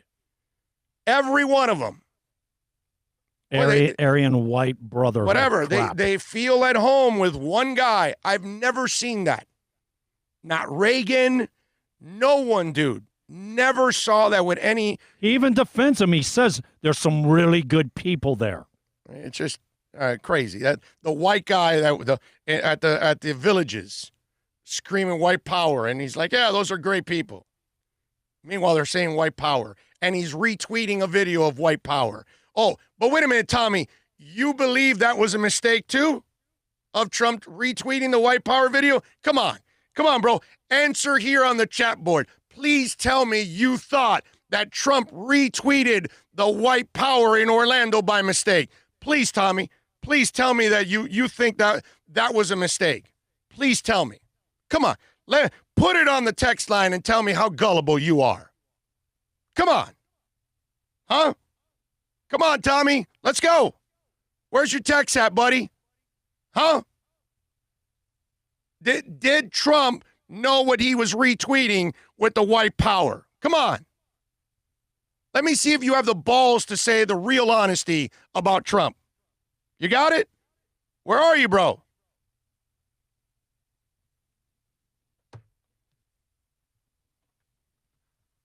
See, this is so believable because Don is such an honest guy. I mean, come on. I mean, really? You believe Trump? Come on, bro. When were you born? Yesterday? I mean, let's go. Del carajo. Wow. That's a real winner right there. Yep, we knew. I would just like to thank you. Still no answer, by the way. I would like to thank you because we have reached. You get lost, Tommy? 48 minutes in a row. You have maintained that 45-minute must do at least one segment for 45. I would like to thank you. I'm just waiting for Tommy. He doesn't answer. He doesn't tell me if it was Trump by mistake or Trump really knew that it was white power. Come on. But where are you, Tommy? Come on, bro. I need to know the answer. No. There's no too sensitive. Let's go. Where are you, bro? Let's go. What's the answer? Did Trump know what he was doing when he retweeted the white power old man? Come on. How come you dodging it?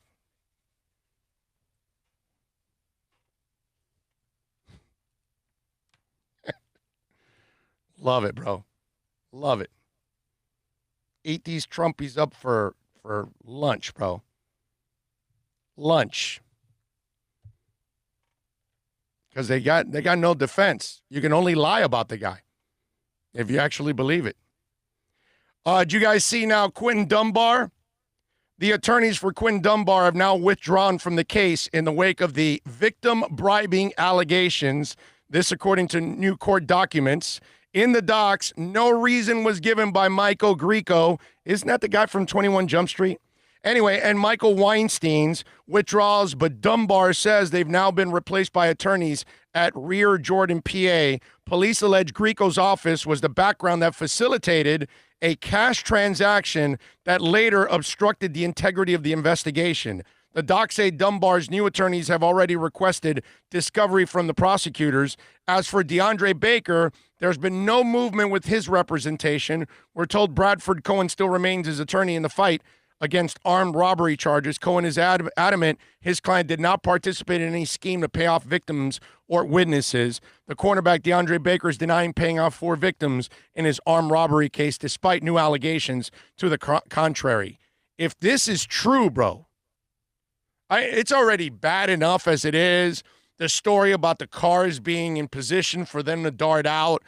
I mean, the amount of stupidity it takes that you're an NFL player and you would actually hold up people and you think you're going to get away with it is like, it's crazy to even think that you would. Even in a normal world with no videos, there's plenty of witnesses. So now the witnesses, you're paying them off $55,000, which, by the way, I got to say, for 4 people, that's not a lot of money. When I saw that number, right? I just like, man, you guys are pretty cheap. Thing. Yeah. You guys are pretty cheap, man. You can be bought pretty cheap. I said 13,250, right? Is that the math? 50 breaks down to actually 12,000. No, 55. It's 55? 55,000, suppose. Yes, 55,000. Okay, yes. So, yes, exactly. 13,000. Yeah. $250? Yeah. Dude, you want me to cover up a bribery case? Bro, I need $100,000. Right. We start in the 6 digits. Yeah, right. I'm gonna perjure myself. I'm gonna do it for like real money. I need to be set for some time. Yeah. You know, some life-altering thing can occur because of this installment to my cash fund. Yeah. Yeah, Not even close, dude. Not even close. And these are serious charges. By the way, Tommy disappeared completely. These are serious charges, though. Tommy, what happened, bro? When you tamper with cases and threaten witness, there's a mandatory sentence with these things usually. Yeah. Hey, listen, I may love you guys for supporting our show and all that good stuff, but if we're going to have a discussion and you want a challenge, expect the challenge back, okay? Doesn't matter who you are, him, my wife, or anybody listening. Don't matter who it is. Oh, he could be a pain in the ass like that. Yes. I can attest to that. Yes, and I won't disagree. He loves to get on the soapbox. Yes, and I won't disagree. I'm just saying, you want to do this? You want to play this game? I'm not going to play the game and let you just slide and just throw some stuff out and it just, Just to have a little fun, you do know that Quentin Dunbar in certain circles is doing nothing but keeping it real. Yes, he's keeping it real. That's right. All right. That was Richard Grieco, Big O. I know. I was just, how many Griecos do you run into? That's why. It's just, when you hear a Grieco, it reminds you of something. You know what I'm saying? The Richard immediately pops in your head, bro. Myron coming in on the super chat.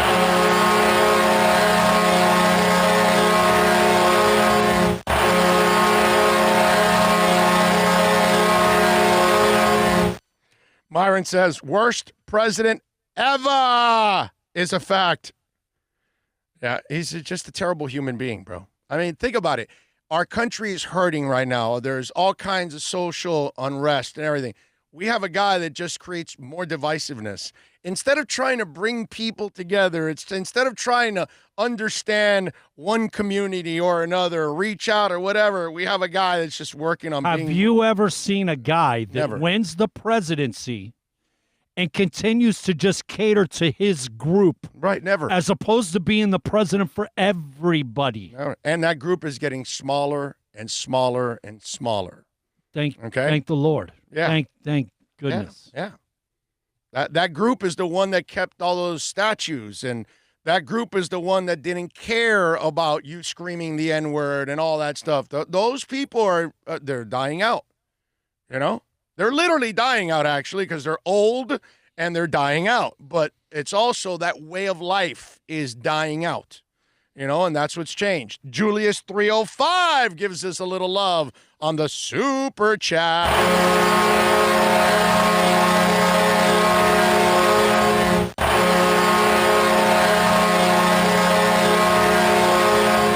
He says, ponte los pantalones on this show. Listen to doctors, not politicians, people, and use your own common sense. Be safe. Amen to that, dude. Amen to that, Julius. Let me make a correlation And here. by the way, my man, Tommy, Italian 305 for life, like disappeared, like completely. Like I asked him the question that it was like, oh my God, I got to get out of here. Like he could not answer it. Because if he answers, oh no, the president didn't know, then he's going to sound so ridiculously naive and stupid that everybody on the chat board would rip him. And then if he actually says, no, the president knew what he was doing, it's like then he can't defend the guy because he knows that the guy is openly a racist.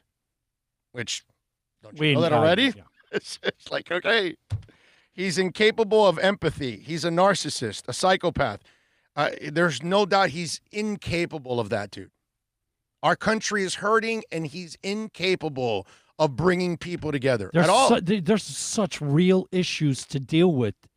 And when I saw that story about him being all worried about the wall, I'm like, bro, that's what your concern is right now? Seriously, man? Is the wall? Get out of here, man. That's right. And by the way, Josh chimes in also.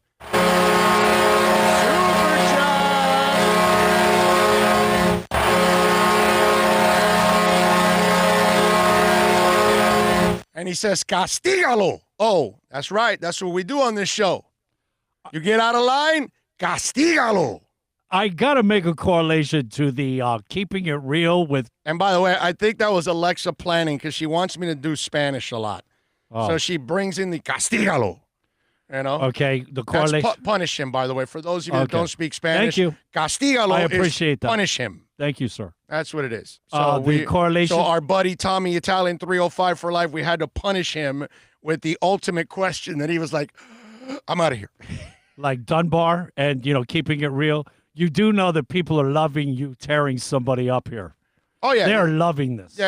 Okay. Yeah. No, I know that the people on the board like it when somebody called Ron, right? Was that the name of the idiot earlier on the show? Ron. It was Ron. Yes. All that. But I love Tommy Italian 305 for life. He's a good dude he's overall. A regular, he's a good one dude of us. overall, but unfortunately, he's a little blind with Trump. That's all. But that's fine. Listen, you know what's going to happen, right? Once he gets beaten by deadbeat Biden, okay, it's funny because he beat a deadbeat in Hillary, right? And look, the Democrats have nothing to blame themselves. They can only give us Bernie, Biden, and Hillary. I mean, give me a break, dude. It's like we never get a good candidate from their sorry asses. The Democrats are pathetic. But because the change is coming with Trump, there's no doubt about it. Okay, they're going to vote his ass out. He's going to lose by a landslide. to a terrible candidate, by the way, because Joe Biden is terrible. All right. But once Trump loses, a lot of those Trump people, now that he's out of office, they will then like agree and slam him and all that. You'll see. You'll see as time goes on, they'll realize it, but they're stuck to their parties. You have your hardcore Democrat and you have your hardcore Republican. And those two groups, the hardcore ones, they will vote for whatever you put up in front of them. If it's Hillary, if it's Sanders' old, socialist ass, whatever, they're going to be hardcore, even though it's a terrible candidate, and they won't admit it. Same thing here. But once he's out of office, and then it's like my man Joe Rose. My man Joe, great dude overall, no doubt. But one of the, the tricks of head coaching in with the Dolphins, okay, because I've worked with Joe for years. Because he works with the team and he works with the coach, you never see him slam the coach while he's here. Now, the second the coach gets fired, then Joe will go crazy and talk about how bad he is there, this, that. But while the coach is in place, he won't say a damn thing.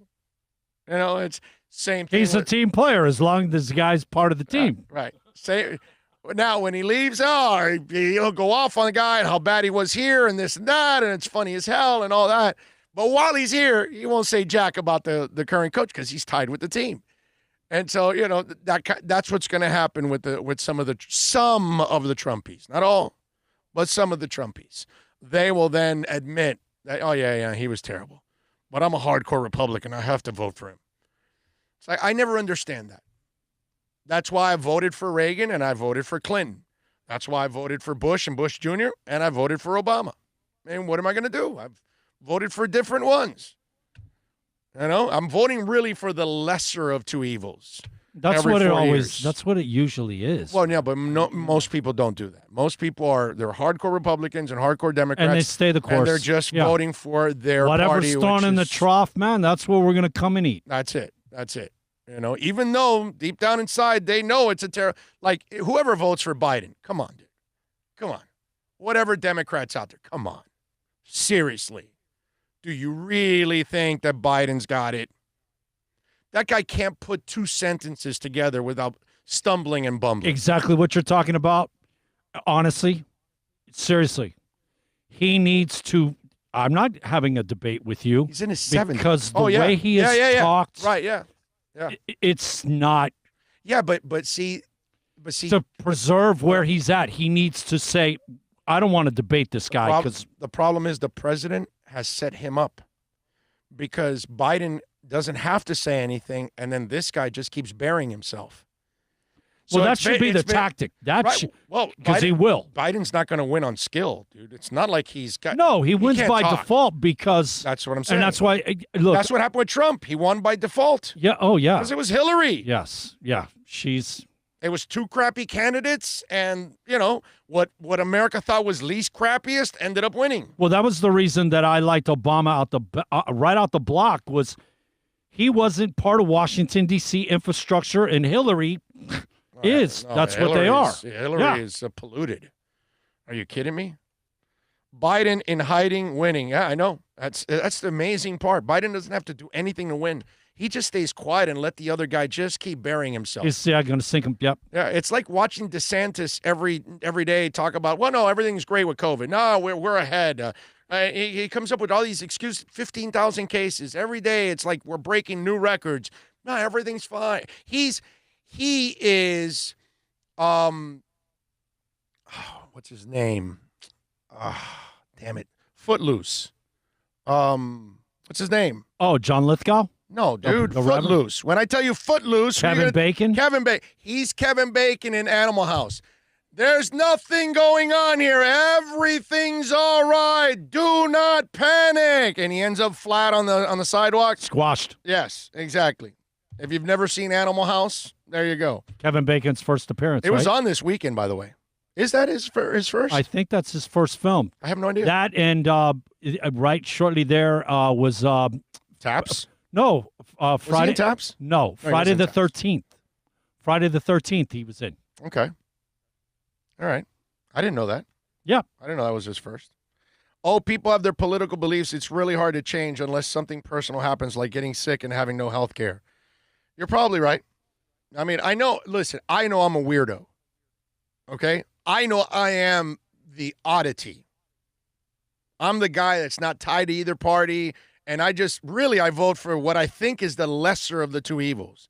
Because I got to be honest, I screwed up. Not I didn't screw up, but I thought Reagan did good in his first term, but I wasn't old enough. So I thought I was doing good voting for him in the second term. That was the only time I felt like really good, like I thought, and then Reaganomics and everything else kicked in and it was over. Iran-Contra. I did like Bill Clinton as a person, obviously, and he did some things, at least with the deficit. He's the only president the deficit stayed even. It didn't go down, but it didn't go up at all during his tenure, which is a miracle, by the way. But again, Bill gave us the mortgage crisis and all that stuff. You and me voted the same almost. I think our first loss was Gore to Bush Jr., correct? Yes, the second go-around. That was the first loss we suffered. I was not voting for Bush Jr. the second go-around. After watching the first go-around, I was, yeah. Outside of the war, I didn't see anything else. When he's sitting in that classroom after getting word about 9/11, and he's just sitting there, it's like, dude, you need to act, bro. Yeah. Sitting in the class, I'm sorry. Yeah. Come on, man. Yep. Trump has a 91% chance of winning, according to an expert who gave him 87% chance of winning in 2016. Yeah, that's good. That's good. He got outvoted last time, my brother. Okay, he won because of the electoral votes. It's not going to happen this time. You can tell by everything going. And Democrats were really comfortable because everybody kept talking that Hillary had it in the bank. This time, all the people that didn't go out to vote, they're going to vote. And it's going to be a big, you'll see. He's going to lose in a landslide. He will lose big to a terrible candidate. But then again, he beat a terrible candidate. So we're consistent in this country. Big O, I've seen things suggesting Biden is also racist. If you make me choose Trump or Biden, no way I go Biden. I'll take 2 brownies, please. No, I get it. I get it. Biden is terrible. I understand all of that. Biden is terrible. There's no way. You're not going to get me to defend Biden. The only reason. And I'm not feeling good about the future of our country with either guy in office. The only reason he's getting elected is because he's not as bad as. As bad a person. He'll be just as bad as a politician. I mean, he's a goof. And if he has Elizabeth Warren involved, and oh my God. I don't know if he really is, but if he's going to have her involved, well, that's one woman that I don't think he's going to go there. Extreme for me. If I had to guess, it's going to be the mayor from Atlanta or Harris. Yeah. I think those are the 2 leading candidates. Josh says, don't forget Trump got impeached and almost got run out of his office. But the Democrats are so incompetent that they couldn't impeach him. They couldn't find him guilty. That's why the Democrats are a disaster. What can I tell you guys? All right, let's wrap it up here on the show. We appreciate all of you for tuning in. We miss Tommy Italian 305 for life. He disappeared, bro. I mean, he disappeared. The question was there for him, and he disappeared. Tommy, come on, dude. We gave you the perfect question that you could not answer. An hour and 8 minutes to close the show, sir. There we go. That's what we wanted to do. Screw it all up. Anyway, we thank Bill and Philippe, as always, getting it done on the audio-video side. We thank all of you for tuning in, as always, downloading the show. Appreciate all of you out there keeping it locked. We thank our super chatters, Ray Grulong, chiming in twice, Alex Diaz, Cookie Vice, Myron Sanchez, Julius 305, Josh, all of you, thank you out there for... wow. Recent research has shown... Super chat. Makes no sense. Yeah, you're getting focused on all the wrong sort of details here. You need to forget about all the rules that apply to society. Wasted no time. Super chat. I thought it was really, really, really, really, really cool. You should all be very proud of yourself. I have no response. Super chat. That was perfect.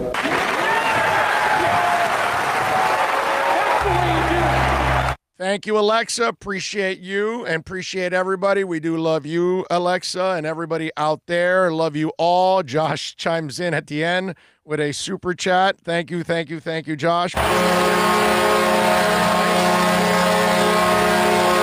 Very nice.